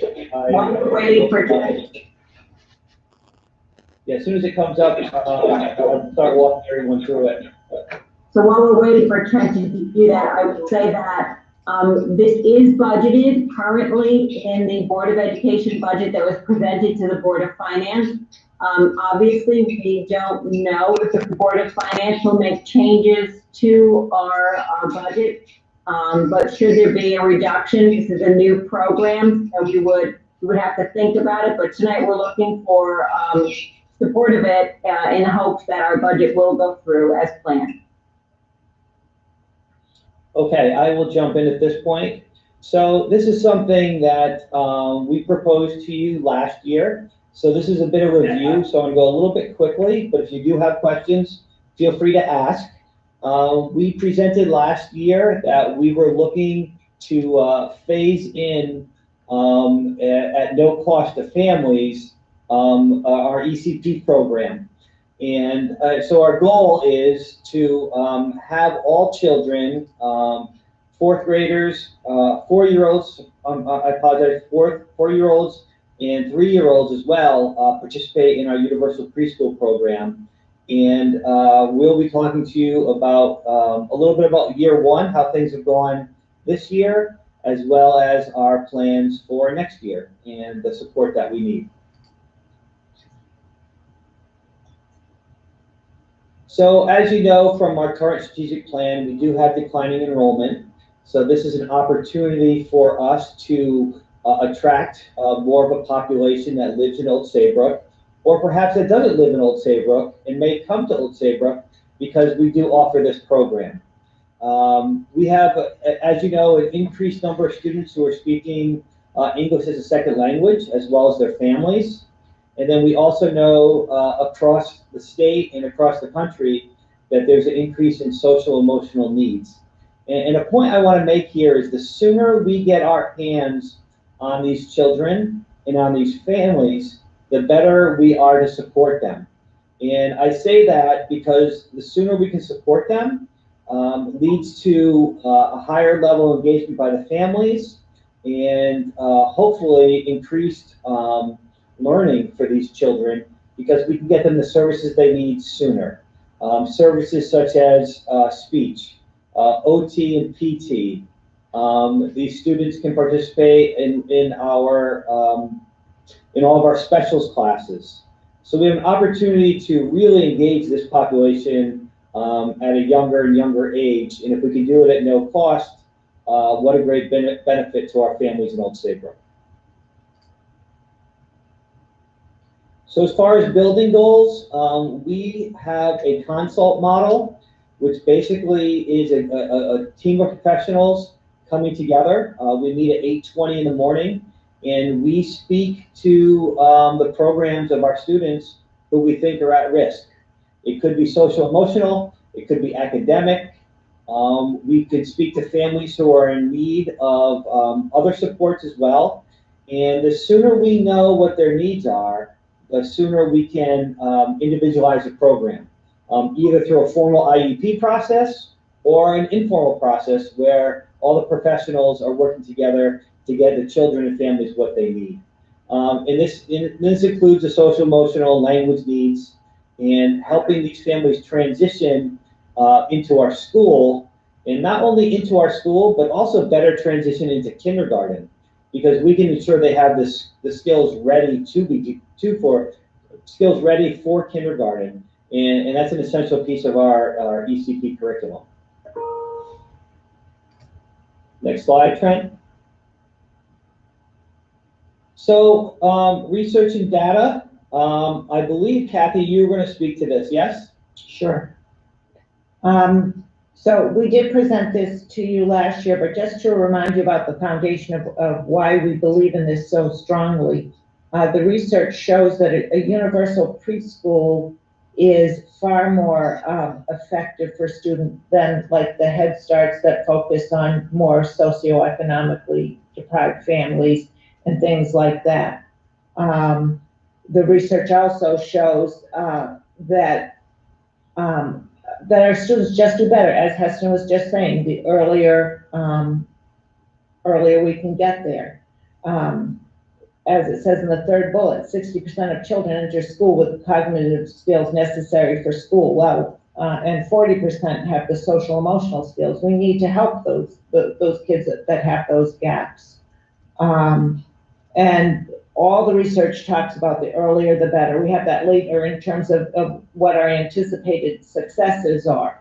But the research is very clear, the earlier the better. Thanks, Trent. So, okay, well, I'll speak to the timeline. Okay. Okay, so this year, we've increased the number of sections from 4 classes to 5 classes. And the model is heterogeneously grouped. We have found that the expansion has gone really well. We have all 5 teachers working very well together, following the same curriculum and problem solving together, which is really a beautiful thing. They're sharing lessons, they're sharing resources, and the expansion has gone really well, even though we just increased by 1 class. We've also been able, if you look at 2021-22, we want to reduce tuition again, and Kathy's going to speak to you about the financials. And I don't know at this point what the numbers are, projected numbers, but we did say that we would look to see if we may be adding yet another section that would take us from 5 classes to 6 classes. This year, all that we learned, we would certainly implement in following years. And we are also going to be looking at in 21-22 as to before and after care programs. That's a big factor because, school starts, around 9 o'clock, 8:50, 9 o'clock, and ends around 3:10. And the before and after care for many of these families is important. So we'd like to have that be seamless, where they're in our program before school, they remain in the ECP program, and then they're in that program after school with their peers. So we're going to be looking at as well. And we also considered, working with outside vendors to providing that hopefully right at Goodwin School. And we also want to look at summer care, because when school ends, families still need a place for their children to go. And wouldn't it be ideal if they could stay right in district and have their summer program kind of really be a continuation of what these students are learning throughout their ECP years and increase their readiness again for kindergarten. But that, And then, but Go ahead, also could be something that we would do with outside vendors, you know, if there's community, community programs that want to come in and do that for us. It doesn't mean we have to do it, but just how could we piece that together so that families could take advantage of that? And just to finish off this slide, you know, we want to continue working in the direction of it being free for 4-year-olds and eventually free for 3-year-olds. Trent, you can go on to the next slide. So these are the financials that we put forward last year that, and you did support that we could reduce the tuition to that $3,450 a year. What we're coming to ask for at this meeting is to reduce it again to the $2,225, and you can see how it would progressively end up to be nothing. I don't know why this didn't line up the way it looked on my program, but anyway, to eventually get to 0. So this is what we had proposed, and we're asking now for that second level down. But before we get there, to tell you where, you know, what happened this year. The last, if you can go to the next.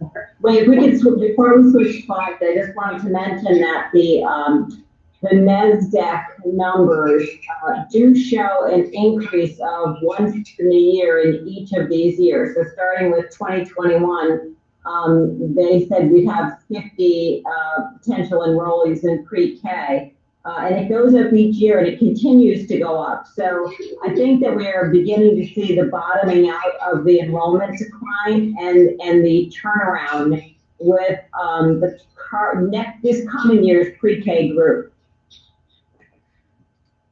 Now that's like right, thanks. Okay, so then we had this year. So last January, we came and we said we want to offer it some more, you know, perhaps have an additional classroom. So when you approved, we could reduce the tuition. We sent out the applications and the letter stating that it was reduced and urging people to apply. So that was last January. We received 41 applications and deposits for new peers, and that was up from the previous years. And then we had 12 peers returning. As of July 7th, we had 65 students in our program. So that was up. The year before we had 52, 53, something like that. So it did go up. It justified adding a 5th preschool class because we tried to cap the sizes. It meant we'd have 13 students in a class, and we like to cap it at 14 to 15 with the 3 and 4-year-olds. However, then COVID hit. 14 pairs withdrew because they didn't, you know, either didn't want their students in school. We started out, as you know, hybrid, and they didn't want their 3-year-olds online and doing screen time. So we did have the increase. We ended up with, we have an average of 10 in each class, but we had 13 who had committed and actually given us deposits. And I wanted to point out that even with that reduced tuition, we did have 2 families ask for assistance, for financial assistance. So, you know, even though we feel like it's really reduced, there still is a little bit of a barrier for some families. Thanks, Trent. So this is what we're anticipating for next year. We really don't know because we don't know what's going to happen with COVID, but we know we have 23 students who will be remaining in preschool. They're 3 years old and they're going to be returning. We have 6 new birth to 3 referrals coming between April and June, which is a lot higher than we've had in the past. In the past, that's about how many applications we've gotten. You know, in 2019 it was 32, in 2018 it was 26. So we're anticipating, given, you know, conditions being such with COVID, that we will get that same level, that same increased level that we had last year before this all started. Because NASDAQ is showing that, you know, they're still out there, and it did generate that number of applications. Okay. You got this? Successes. So if you think about taking away the socioeconomic piece of this, we really provide equity for all families. They can access this education and this learning and these programs for no cost. And that would certainly make it more equitable to everyone living in town.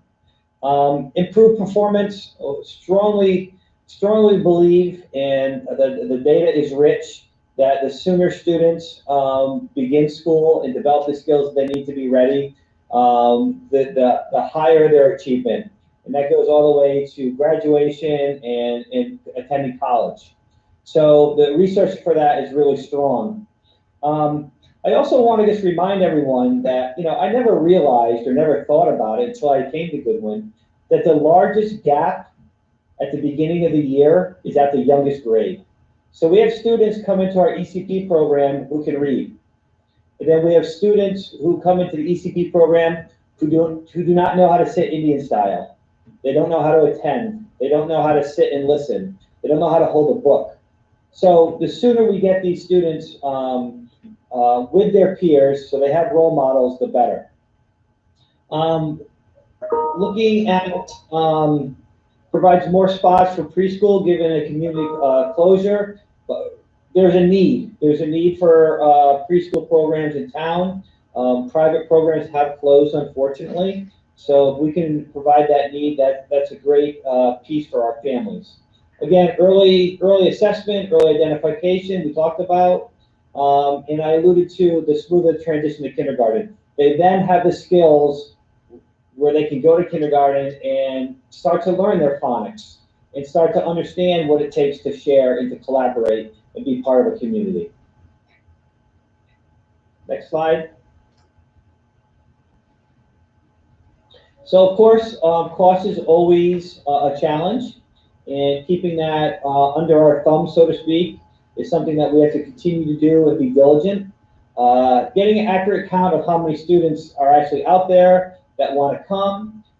We've seen, families move across the region, the New England region, and come to Old Saybrook. So we don't really know where that's going to land. The before and after care providers is a question mark, and the summer programming is a question mark. I got a little bit ahead of, I think, the district in saying, wouldn't it be great if it was in the same building? Wouldn't it be great if it was seamless? I guess those are some of my wishes and desires, that these children could just come year-round to a great place and utilize the school and the resources that we have there. That would be fantastic. There's a chance maybe that the before and after care providers would have to be out of district, or not out of district, but in town, but out of district, as well as the summer programming. But it would strongly be my desire to have them all come to Goodwin School if possible. Well, we know that is a barrier for working parents, that they can't have their student with us just 9 to 3. So if we can partner with someone, do some of it ourselves for those before and after school and summers, that will result in more universal treatment. And I do want to add that we did have conversations with providers about before and after school care, because we said we would look at that this year, and we did. And again, COVID became a problem because we really didn't want to have lots of additional people coming into our buildings. The financials were going to be somewhat problematic or perhaps prohibitive for some families. So we haven't given up hope on that. We just need to spend more time and put some more creative energy into what those answers might look like. Trent, was that the last slide? I think we're ready for questions. Great. So we'll open up to questions. I see Karina, excellent job. You've got your hand up in the net conference, so go ahead. Thank you. I finally figured it out. Thank you for the presentation. It's a lot of good information. I do have several questions. When we first saw this presentation last year, as Jan and Heston and Kathy said, the question about before and after school care was an issue there then. And it doesn't sound like that has been solved. And so,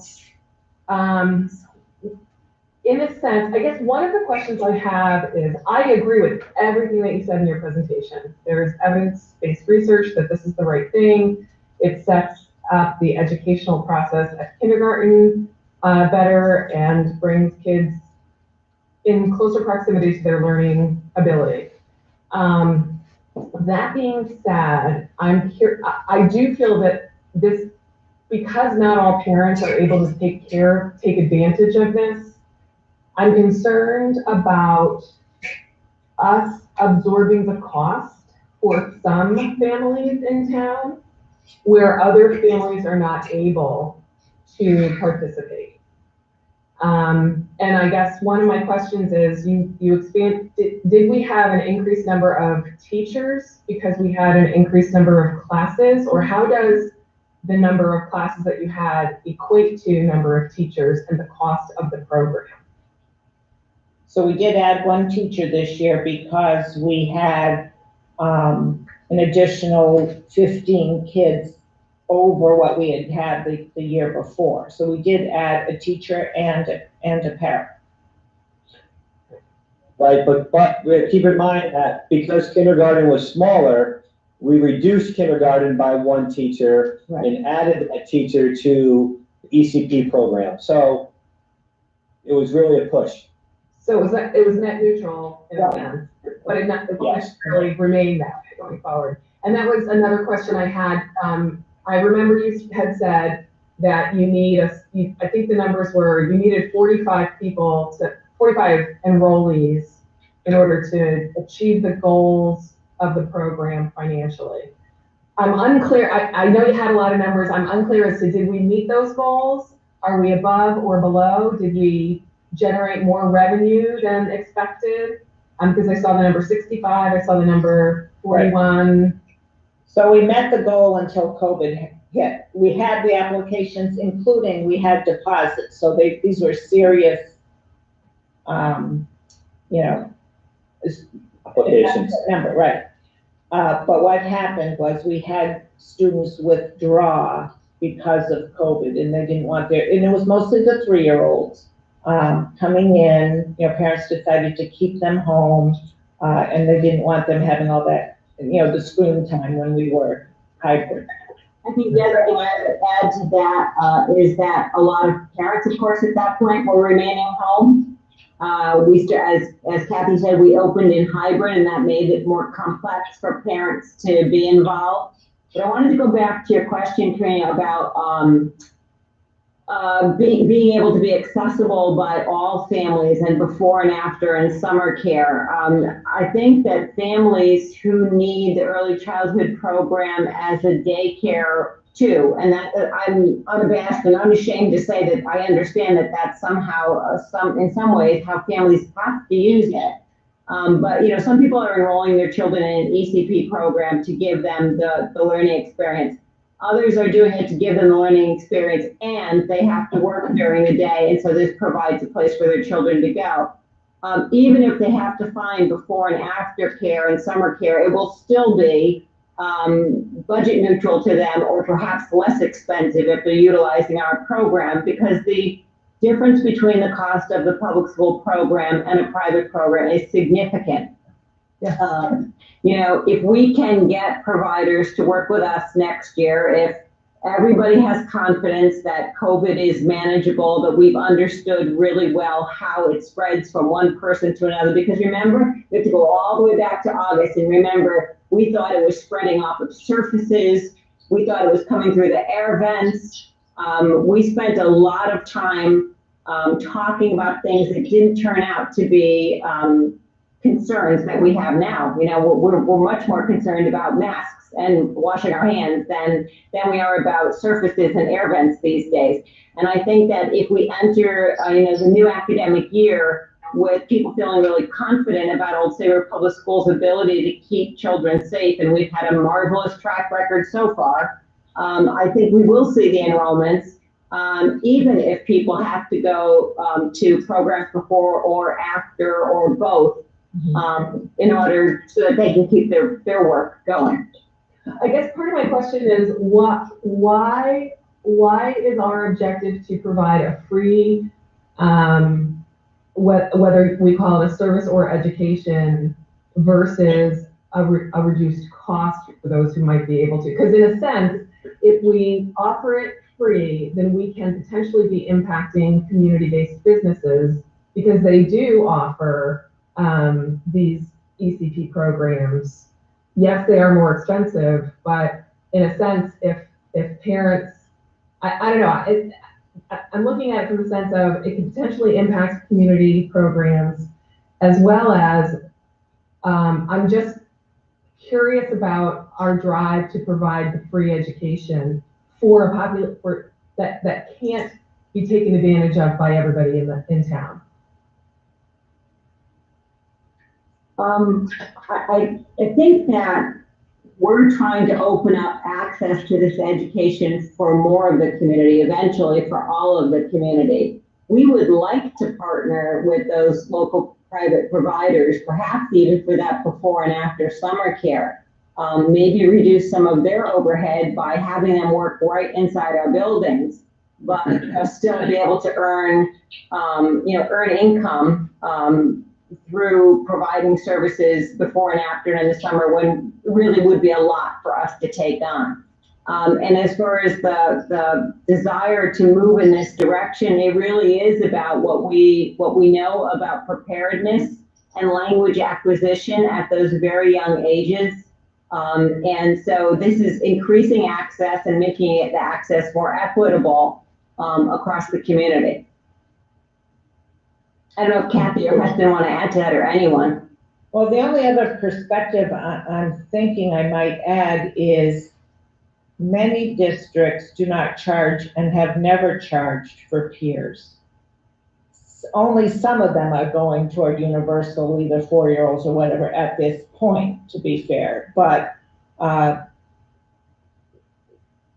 every year when we tried to look at what we were charging, how we were doing that, there were many districts who have never charged for peers. It wasn't universal, but we know on either side of us, they're doing universal 4-year-old pre-K. So if that helps give a perspective.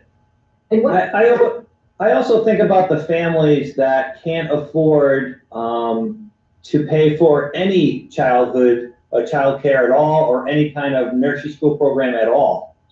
If they can't pay private or pay public, those children really don't have the opportunity that their peers have because of economics. If we're able to offer it at no cost, those students that would never have had that opportunity are now going to have that opportunity. And I think that's a big win for our community.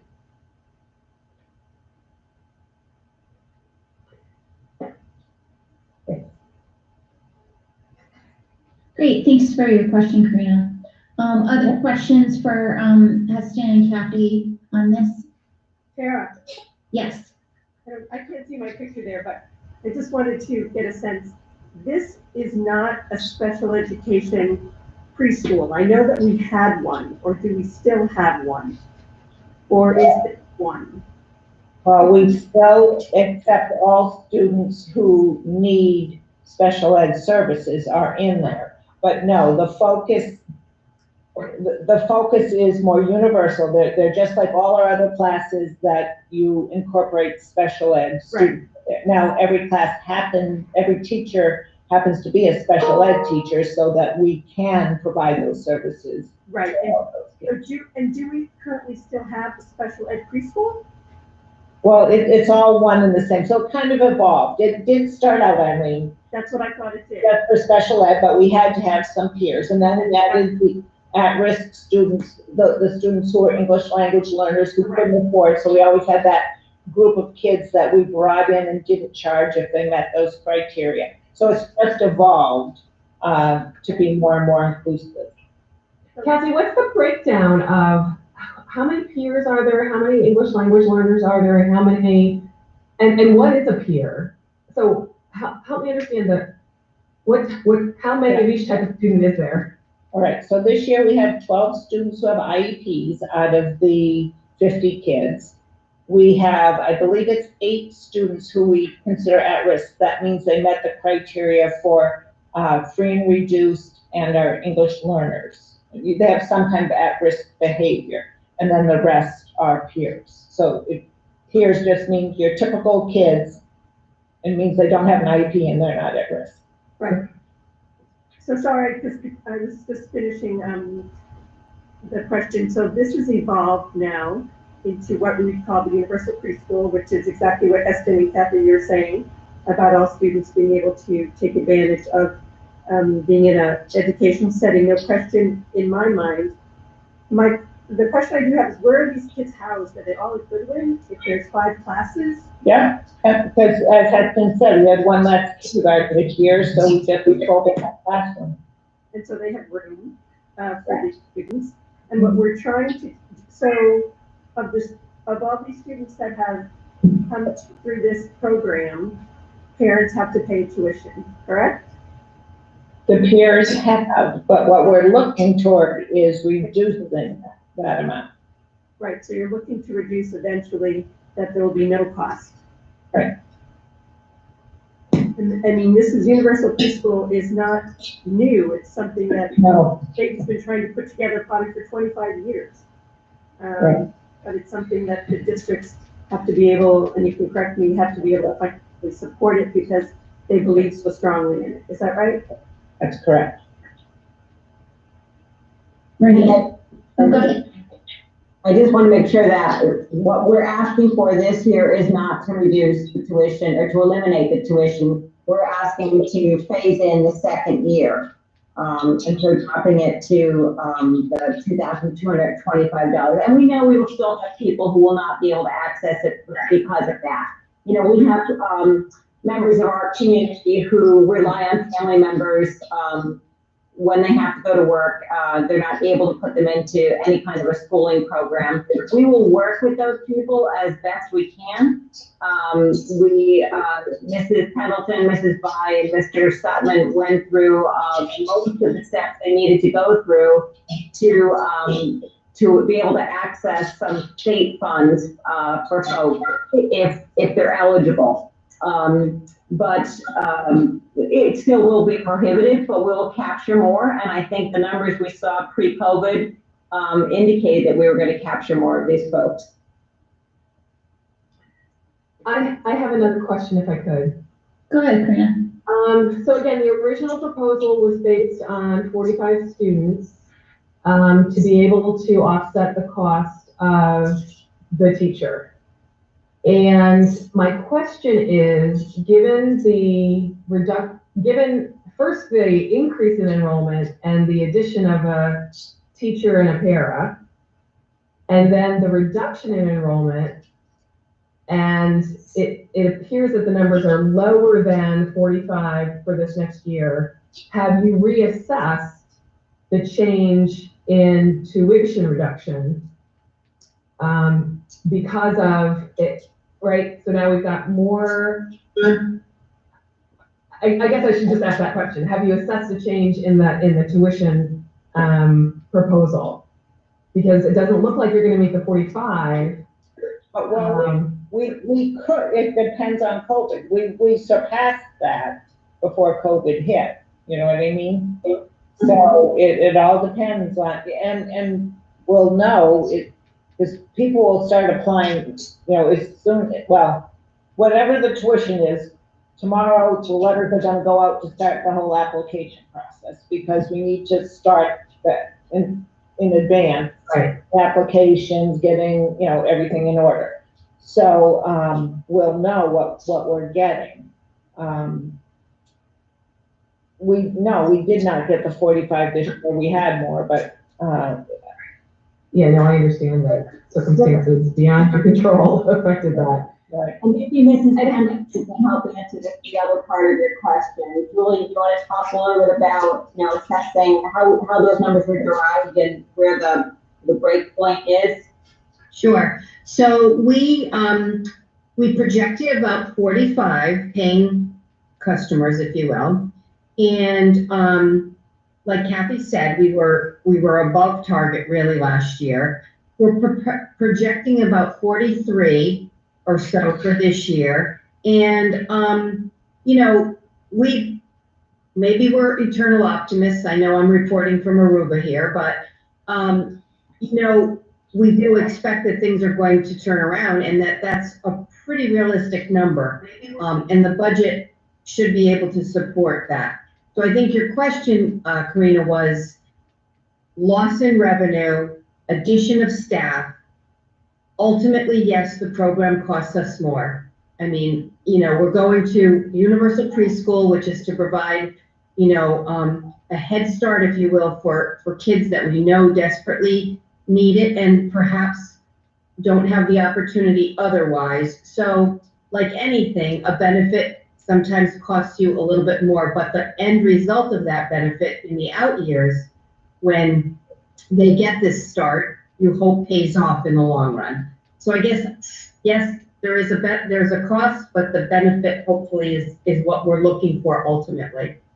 Right. And so thank you for bringing you back. And then two other questions. One is, how many 3-year-olds are there in the program?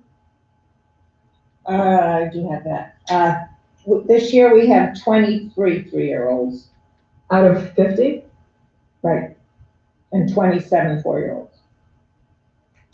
And according to NASDAQ, there should be about 51 coming up. So the number that I gave by year for ECP, if you total the two groups, the total number of 3 and 4-year-olds would be about 101. I would assume they wouldn't all come to us. Is that a larger number of 3-year-olds than you've had in the past? That seems like a lot of young children. No, we've been pretty much half and half. Maybe a little bit more of the 4-year-olds, but we have people who are so upset that their kids miss it by 2 weeks or a month in terms of age. Yeah, and they have to be potty trained when they're 3, right? It's 3 and 3. We asked for that 3-year-old and potty trained. Yeah. And this is just, so Head Start, that program still exists, right? I mean, that's the program that's targeted towards, Hester, your comment earlier about people who can't afford it. There are governmental programs designed for people who can't afford it. Yeah, less. Or have those all been eliminated? No, I think it's less and less, but they do. Clinton, I believe, there was a Head Start. I haven't checked recently. But. Yeah. Thank you. Other questions from the board for Kathy and Mr.? Hey, Kathy? Yes? So what's Care for Kids compliant in the timeline? So that's the program that Jan was mentioning. We went through all the it's a program to help families pay for childcare. Okay. So we did all we could to be lined up. So should a family apply to them, we would be ready, we'd be eligible. There's requirements for what your facility looks like, what your procedures are, you know, and all of that. And so we developed all that. Okay, so in your timeline, it says 221 and 222, reduced tuition again for 4-year-old typical peer. Right. So might we not have a 3-year-old typical peer? No, we still have the 3-year-olds. We prioritize the 4-year-olds. But then we would bring in as many 3-year-olds as we could. So it's really initially for 4-year-olds. Right. How do they learn about it? How do families learn about it? We send this out, again, as soon as I know what the tuition is, this goes out to all the families in our district. It goes on our website. It goes to our typical, like a lot of our pediatricians know about our program because we try and go and talk to them about, if there's disabilities, what we can do and stuff. So, and it's just the peers who pay for it. Correct. Yeah, special ed you cannot charge. Okay. Other questions for Kathy? So Kathy, I hope it's not redundant, but universal preschool, when children come in, you don't necessarily know that they're special ed kids, correct? Correct. So that's your peer. are coming because that's part of the heterogeneous program, and that's a robust program. So that's what evolved also, I mean, so a while back, we would do screenings to make sure they were typical and didn't have any delays. Now we don't do that. We take whoever comes in, and we may discover some of them have some delays as being in the class, just like we do for first graders or kindergarten. Right. So it's universal preschool, and they're coming in and then they're assessed. So it's not just for the 4-year-olds, 3s and 4s. Right, for the 3s and 4s, right. What do you mean? I'm sorry. No, you were just, I was looking at the slide and it was just 4-year-olds, initially, right? Correct, we're prioritizing the 4-year-olds, but to be transparent, we do take 3-year-olds also as peers, because we have 3-year-olds who have disabilities, and we're obligated to have peers, at least 50% have to be typical peers, if you are providing a preschool for students with disabilities. That's a law. The peers don't get screened necessarily. And we find things. Exactly. Well, who's typical? That's the question, right? Yeah, that's it. One other point I want to make, it's probably clear to all of you, but I will just say it anyway. I think that, we added a class this current year with an expectation and we were going to have a certain number of students. Because that evaporated on us, I think that we have a fairly high threshold before we have to add yet another class. So the expectation was about 60 students and we had 5 classes. That's still about 12 students per class. So unless all 101 students or children who are eligible come to us this year, which has not been our experience, I don't foresee us right now having to add another class. So I think that the cost associated with the program for the coming year is already in place. Would you say that's accurate, Kathy? Yes, absolutely. I mean, especially in this environment, I think it's gonna, I think people will come back because they're looking for it, but I didn't anticipate a 6 for next year. So any other questions for Kathy or for Heston or Jan? All right, Trent, do you mind taking down the presentation? Back to seeing everybody.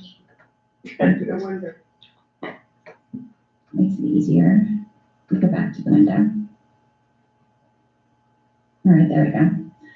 All right, so if there's no further questions in regards to the program, do we have a motion from the floor to support year 2 of the Universal Early Childhood Program, the reduction in tuition?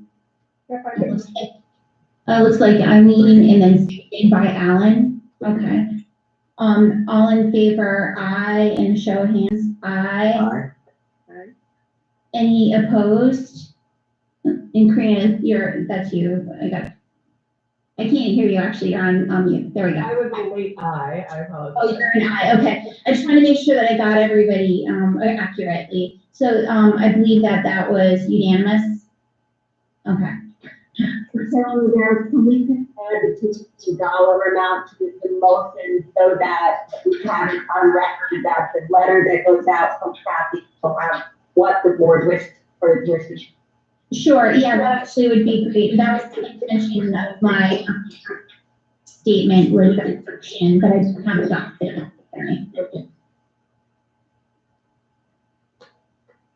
Okay. So 2,225. 2,200. Thank you. Thanks, Shannon. Thank you, everybody, for all of your excellent questions on that. I really appreciate it. Thank you to the board for your support of this, and we will be monitoring the program very carefully. We'll also be watching, as we capture more of these students, we will do a longitudinal look at how they perform in their early childhood years and their early elementary school years, and then beyond. So I think this is going to have an exciting impact on learning. Yeah, I'm interested in follow up on that. All right, we're going to move into reports by administration, and we'll start off with Heston's report from Goodwin. Heston, any comments to kick us off? Yeah, I'll just add that we do our universal screenings 3 times a year, fall, winter, and spring. And normally we bring the kids to computer labs to do this online, but really it's gone so well with the one-to-one. So that initiative of having one-to-one and, you know, educators having their doubts that kids will be able to navigate their own computer, and they'll be lost and broken. None of that has happened, and it's really helped us in this area. So that's been a great, another byproduct of the pandemic that is proving to be a real win. Excellent, thanks, Heston. Do we have any questions for Heston in regards to his report? No, so Heston, it's Eileen. I was curious to know how you give the younger children the last LIMS testing. I've given it to high school students, but I didn't know how you give it to the little ones. Yeah, so that's administered by our EL support staff. And that is a test that they can give orally to them and they record their responses and their score, etc. Okay. Do you have many English language learners at Goodwin? We do. I don't have the numbers in front of us, but we are the most diverse we've ever been, which is great for our population. Primarily Spanish? I think you're at 38, Heston. 38? I think so. Wow, and they're just across the board. Yes, and it's amazing to see them helping each other, which is a real nice byproduct. Excellent. Thank you, Eileen. Other questions for Heston? Heston, this is Alan. Just a question in terms of the paraeducators. It seems like there was quite a turnover this year. Just wondering if you're fulfilling those positions and what impact it may have on the students with you know, paraeducators leaving and new ones coming. Well, what I have found is that having strong teachers leads to strong paraeducators. So although we have had some turnover, the expectations of the classroom teachers to have them up to speed almost day one, week one, is pretty significant. So I don't really think we've missed much of a beat, Kathy. You know, Kathy's helped a great deal with hiring. And we have found some young, energetic, that are bringing new ideas and new energy, which has been great as well. And we see their growth, which is rewarding. So in addition to that, Alan, we have had, this year because of the pandemic, we have had building teacher subs and building para subs. And they get to know us really well. So they're able to work in almost any classroom. The kids know them as a staff member. So that's been a nice addition. Thank you. Thank you, Heston. Thank you. Heston, it's Eileen. How do the students do with keeping their masks on? Unbelievable.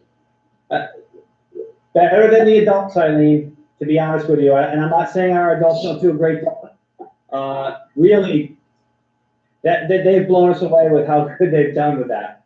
And they just have mask breaks during the day. They do. And of course, when they eat lunch and they're spaced out in the cafeteria and outside, they can take off their mask because they remain within their cohort. I think families have done a marvelous job of having them prepared for that when they got here. I would add that I have seen elementary school teachers turn mask breaks and hand washing into math lessons. It's pretty impressive. Sure, the kids love it. That's excellent. Any other questions for Heston? Great. Thank you for your report, Heston. It was nice to see your face at our meeting tonight. Mm-hmm. Nice to be here. Thank you, Tara. All right, we're going to move on to the middle school. Matt, any comments before I turn it over for questions? Yeah, I'd just like to highlight the student-led initiative. You might see Coin Wars on there. Another thing that we're trying to support our students with. We have a very active 8th grade executive board coming up with all sorts of ideas to keep people engaged. And this is our next step. So this is one of many student-led initiatives, and we'll see where it goes. They're going to raise some money. They're going to be competitive against grade levels and those who youth and family services, I believe. That's excellent. Any questions for Matt? Yes, so Matt, the student executive board, how is that formed? Is it each grade has an executive board, or just the higher 8th grade, or? Yeah, we look to our 8th grade leaders. They've been in the building the longest, certainly have a lay of the land and have a strong voice. And we're lucky this year in the sense that we offered it up to anybody that was willing to participate and had a need and felt they could lead in this challenging time, right? And so they had a little vetting process where they had to write an essay and talk about how they could help their school and their community. And we have representation from every single homeroom. So right now, I think there's about 11 active participants. They're doing great work. And then who sets the agenda? Do they meet with the administration? They're actually working with a 8th grade staff member and Lisa Castro on the support staff. So those two lead their the group, and kids basically do all the work. So it's really neat. And they just come up with suggestions and ideas like an advisory for the school. Absolutely. And Lisa comes up with the topics. It's really student led, so they're really coming up with any need that they're advocating for their group, things that they're hearing in the school, things that they want to have addressed or changed. So again, really active group. And and they're addressing issues, in terms of the middle school all the way up, not just for 8th grade. Yeah, they represent all grades. Yep. And where do they get their feedback from? So they're active on the morning news, so they participate by telling the kids who they are around the school, so they're kind of a face for them. And they're in the hallways, right? So they're actually out and about, and they'll be collecting the money. They'll be talking to the homerooms. They'll be weighing things and giving out prizes. So they're very, very much at the front of what happens in the building. Thanks. That's great. Any other questions for Matt on the middle school report? Go ahead, George. I'd like to comment about your third paragraph, the effective development. It's a new usage for the word agency that I'm not used to, but I think it's powerful. Somewhere there should be a banner that basically, in very few words, basically really highlights the idea that we are going to shift the ownership of learning to a student. I'm not so sure that is universally accepted by all students, and certainly not universally accepted by all parents. So it's that's certainly where major goal and well-written paragraph. It should be highlighted somewhere. Yeah. Yeah, thanks. I mean, that is a shift, right? And that is that's what we expect. That's what we want. That's how kids become part of the process, and really that's what makes it meaningful. So when they're engaged, they're part of the learning process. Then certainly we hook them, and they're responsible for it. They have agency over it. Mm-hmm. It's not clear that even college students understand that yet. So. And I think that was actually a student agency. I read it somewhere. Yeah. It really falls in line with our learning targets and our, reaching for our standards. So it's all umbrellaed underneath that. Excellent. Thanks for your question, George. Any other questions for Matt on the middle school report? All right. Thank you very much, Matt. And it was good to see you on our meeting tonight too. We've missed seeing all of you guys in person. All right, up next, the high school. Joe, any comments before I turn it over for questions? I think Joe Bradley stole our thunder. Yes. But yeah, Thursday night, if you had a chance to see the last one, it was wonderful. It was actually selfishly wonderful to have it up on the screen and to have a fire going in the background, and I'm on my couch with my dog. I'm looking forward to it. The kids are really excited about it as well. And the artwork. I love the infusion of the artwork. So I would highlight our kids because it's a little piece of normalcy in this crazy world we're in. So. Yeah, I'm looking forward to it. We put it up on our big TV, and it's been awesome. It's like having a concert in our living room. So I'm excited for it too. Other questions for Joe on the high school report?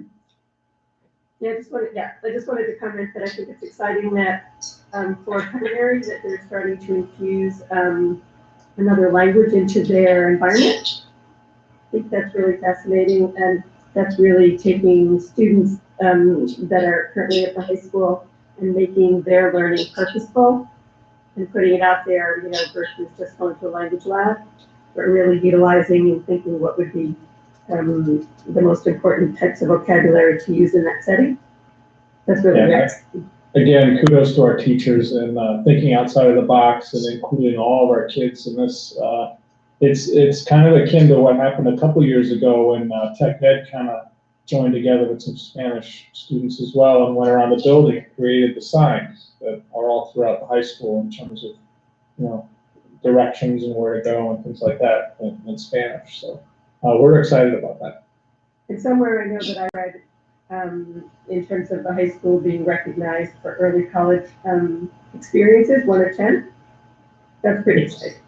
So that, they're really taking part in UConn and kinds of experiences that they're having, and that's recognized as really valuable, as well as Southern Connecticut State University conversations and involvement of students as well. Excellent. Thanks, Eileen. Other questions or comments for Joe? Great. Well, Joe, it's nice to see you tonight. Thank you for joining us. Nice to be here. All right, up next is Amity for curriculum, instruction, and assessment. Amity, any comments before I turn it over for questions? We've been working really hard to get the next strategic plan up and running. And the other really big thing that we're working on is acceleration. And we're working with folks from all across the state to look at how to accelerate learning. Because we recognize that remediation isn't the way to handle this situation. We really need to make sure that we're getting every child accelerated to the spot where we need them to be. Excellent. Questions for Amity? I think I just misplaced what I said, but actually at the end of her report, it talks about Saybrook High School being ranked among UConn's early college experience of the top 10 high schools. That's impressive. I was so proud of them. That's wonderful. It's great for our kids too, because it gives them college credits going, before they actually get to college. So that's a money saver for our families as well. Is that something that the guidance department shares with students and lets them know that this is available? How does that? I'm sure that guidance does. That is something that, that they include in all those conversations, but I also think word of mouth. And teachers talking to kids about what the options are. And frankly, some of those courses are our most popular courses. Teachers love teaching them, and that's always contagious. Mm-hmm. Absolutely. Other questions or comments for Amity? Great. Thank you, Amity, for your report, and good to see you tonight as well. Thank you. Good to see you. All right, we're up to Julie now for our operations, facilities, and finance. And I hope we didn't lose her. There's Julie. It's like I was looking for a rib at Julie, but I didn't see it. I'm still waiting for the waiter to come by and serve me, but it hasn't happened yet. He didn't get them up. So most of the Budget and Fiscal Committee has seen most of this report. The only thing I will update on is we are getting ready to transition 2 things to the new banking for the town. So that switch will happen February 1st, which is why we're closing out January tomorrow, which is why this report is only through December. And as well as, at the same time, we're updating the software for the town to be able to update the banking. So we've had our work cut out for us the last month, in addition to budget, as you can imagine. So we'll kind of breathe a little tiny sigh of relief once we hit February. That doesn't sound at all stressful, Julie. Not at all. No stress. Any questions or comments for Julie on her report? Julie, this is Alan. Just a question in terms of email that Trent sent out. There was a reconciliation for the percent increases of the budget over the last 4 years. Is that right? Yes. Can you just talk a little about that? Yes. So somewhere along the line, proposed versus what finally ended up as final budget numbers, there were kind of 2 sets of numbers being used. So we made sure it represented the same information throughout that entire chart to make those percentages from year over year be, true and actual. And that was subsequently shared with the finance board? I believe that was sent to everyone, yes. Thanks, Julie. Thanks, Alan. Good question. Any questions for Julie in regards to her report? No, I just wanted from that, studying that academic committee last night. A few Board of Finance members said what a terrific presentation the Board of Ed had done. Great feedback. Yeah, absolutely. Thank you, Eileen. A lot of work. Any other questions or comments for Julie on her report tonight? Great. Thank you very much, Julie. And it's always good to see you. Thank you, you too. Kathy, you're up next with People and Professional Services.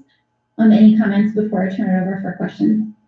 I didn't have a lot to report. One, and at the risk of finding too many silver linings with COVID, when I was writing about it's time for annual reviews for all of our students, so that's a meeting for everyone. Last year we were scrambling. How are we going to do this online? How are we going to get documents to parents? How are we going to do that?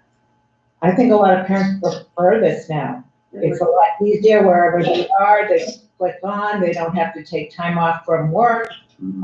So we may have found something, that is a benefit from our families coming out of this. So. That's really fantastic. That's great to hear. Especially if it increases participation or engagement and gives, a chance to spend some quality time, discussing stuff that's really important. Right. So it's fantastic. It's a lot more acceptable for everyone. Good to hear. Questions for Kathy in regards to her report? Go ahead, George. Kathy, I do have a quick question about your second bullet. Your 6 referrals from the state, are they all Old Saybrook residents? Yes. Okay. Yeah. All right, thank you. It's just higher than typical. The last few years we've gotten 2 or 3, so it's just a little unusual.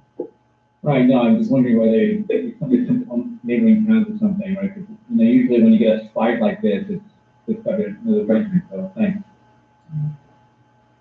Thank you, George. Other questions for Kathy? Great. Thank you very much, Kathy, and thanks for your participation earlier as well. Sure. All right, up next is Superintendent Peruccio, your report. Any comments before I turn it over for questions? Pretty much explanatory, but I did want to point out the link to that past blueprint to transform Connecticut Public Schools. I had mentioned it in the budget presentation to the board, and then I had a few board members ask me about it, so I included it as a live link. It takes you to the CAPS page, and if you have additional questions about it after you've had a chance to look at it, I would be happy to speak to individual board members, do a presentation on it as best I can, or maybe a place where you can find some more information. Really, I just want to highlight that is the 3 years work of CAPS, some folks behind the scene, including one of our ex-commissioners, Ted Sergi, and people who worked in the governor's office on financial plans, and the executive board of CAPS and the executive director. And the reason why I share it with you is I think it has incredible meaning and significance for all school districts, but obviously tonight, Old Saybrook Public Schools is what we're interested in. And the most important component is that while it increases funding, it increases it incrementally. It doesn't increase it, it consolidates some grants so that they're split more equitably. And the formula that's used to provide money to towns for education is far more, it's easier to understand, it's far more reasonable, and it also ensures that no district loses money. Because obviously that would have been a non-starter for me as somebody having a little bit of a say in how it went forward. I couldn't have supported something that put Old Saybrook in harm's way. So I hope that you'll get an opportunity to look at it, and I'd be happy to answer any questions that you have about anything in my report. Thanks, Jan. Questions for Jan? Awesome. So do board members end up getting vaccinations? Not in Old Saybrook. No. Not yet. Great. Any other questions, comments for me? Awesome. All right, well, thank you very much. And it's a great report, very thorough. So before we move on to reports by our board committees and liaisons, I just want to say to the administrators, thank you again for joining tonight. Feel free to stay on for the rest of the meeting, but I know you guys have all had a long day. So if the administrators want to drop while we finish up the meeting, that is understandable. And thank you again for attending and all of your reports. Greatly appreciated. Thanks, everybody. Good night. Good night. All right, so let's move forward to our board committees and liaisons. George, you are first up with budget and fiscal. And comments or information for the board? I mean, nothing that not already said. The Board of Education budget was presented to the Board of Finance last Tuesday. And again, Jan, Julie, and Pam did outstanding job. And I'm not aware of any results back from the Board of Finance in terms of what they're going to do. So, but in terms of the subcommittee on the budget, we're done for this season. So, thanks very much. Thanks, George, and thank you everybody for your participation. Really valuable, and I think it was a really great process this year. All right, Eileen, you're up next with Cave. Anything to report from Cave? So tomorrow morning is legislative breakfast. That if anybody's interested in the link, I think that Jan is planning to attend if she can. I'm going to try to attend. It's from 8 to 9, and Tara as well. And we'll just see what's kind of going on and what's the pulse of our area 8, and see where we are with that and what initiatives are being sent forth to the legislature. Yeah, I'll be interested in seeing that tomorrow too. Thanks for the reminder on that, Eileen. Great. Alan, any updates from facilities? No, thank you. Thank you very much. Jan, any updates from Learn? It's muted. Not yet. There we go. Is that, nope, still muted. Trent, can you unmute Jan for me? Jan Furman? I can only send a request that's in a WebEx. There we go. You should be all set, Jan. Okay, I just want to report, they did settle their, contract with their administrators, and I apologize, but I don't have a % increase off the top of my head. I do know it was nothing that raised any surprises, but I can get that to the board. I have it in my notes. I can unmute us. That's great. Thanks, Jan. Yeah, if you don't mind sending it on, maybe to Trent, and he can share it with us, because it's definitely interesting. Thanks. Thank you very much. All right, Karen, strategic planning? Yeah, the committee met a couple of weeks ago. We have 3 meetings scheduled for the next month or so. Last time we reviewed surveys and sort of agreed on some common themes. And we're at the point we're going to be narrowing down language for new goals for the next 5 years. So keep you posted on that. A couple meetings coming up. Okay, excellent. Thanks very much, Karen. Sure. All right, as far as demographics is concerned, now that we're kind of through the budget piece of the season, I guess, we'll reconvene on demographics and kind of continue on with that. So nothing new to report there. Karen, anything on personnel? Well, so second meeting in February, which I just looked, is the 23rd. We have scheduled our second self-evaluation meeting of the year. So Trent has assured me that Ann is committed to that date. Tara, I think we're going to reach out to the board to see if people were comfortable meeting in person. We did that last time, but yes, pulse on that, and I don't know if you had connected with board members on that piece yet. So, yeah, not yet. And so everybody expect an email from me in regards to that. I did discuss it with Jan today about repeating kind of the same format that we did for our fall self-evaluation, where we'll meet in person and I'll facilitate for us, and anybody who, doesn't feel comfortable meeting in person, obviously we'll still have the WebEx available for them. But I think that was a good and productive meeting. We were able to stay socially distanced, and they kept their masks on. It was a very valuable meeting in person, especially with Ann there to facilitate. Again, if anybody has any thoughts about topics for discussion, just let me know. Email me, call me, that'd be great. Thank you. Excellent. Thanks a lot, Karen. Sure. Eileen, any updates from policy? No, I don't have any stuff to share tonight. Okay, thank you.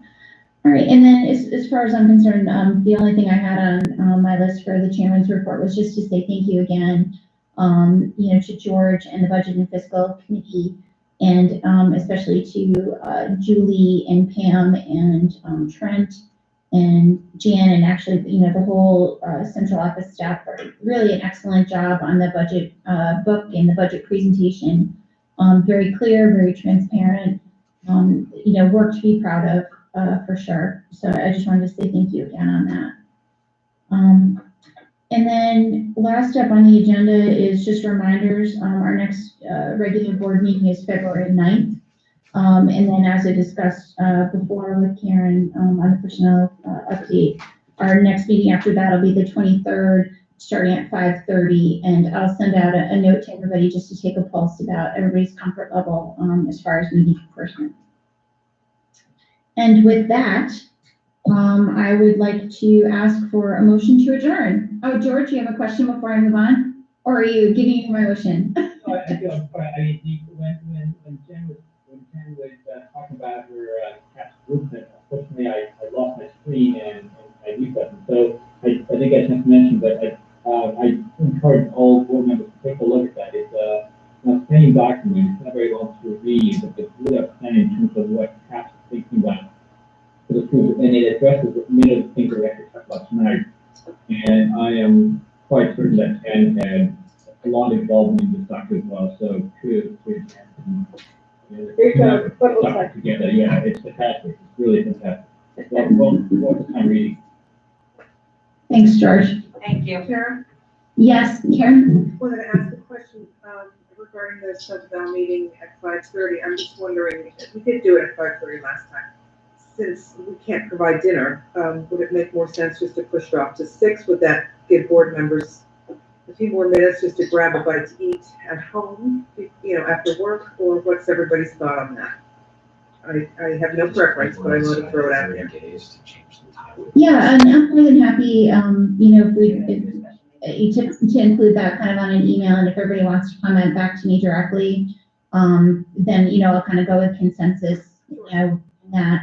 But yeah, this is certainly a good point. We just want to point out to you, Trent and I want to point out that because we're into 30 days, we would have to change that to a special meeting. Okay. All right. So it sounds like we probably have to leave it then at 5:30 since it's already out there. I have a question. Are we allowed to eat I know you're not, there's rules about eating with the COVID. Yeah, and so that's why we didn't provide food before, Karina, because, we wouldn't be able to sit across from each other, and then we thought about, you go eat in another room, but there's certainly concerns too about, we don't want to make a lot of extra work for the maintenance crew. I know, the COVID thing is, it's a challenge. We could tailgate, and actually, I'm going to throw that out there. I'm happy to throw some pizzas and stuff in the back of my Jeep, and we all kind of stand 6 feet apart outside. Weather permitting. Yeah. But good comment. So I'll shoot a note to you all, and you feel free to share your thoughts with me, directly, and I'm more than happy to make whatever, changes that make everybody comfortable. To make sure that everybody's able to participate and, happily. Great. All right, so with that, I believe we're ready for our motion to adjourn, and so moved by Eileen. Do we have a second? Second by Cindy, thank you. All right, all in favor? Aye. Any opposed? Any abstentions? Jim, are you opposed to adjourning? No, you're an aye, right? Okay. All All right, so moved. Thank you, everybody. Thanks for your participation tonight and all your excellent questions, and have a great evening. Thank you all. Hey, everybody. Bye. Stay healthy. Wait. Same.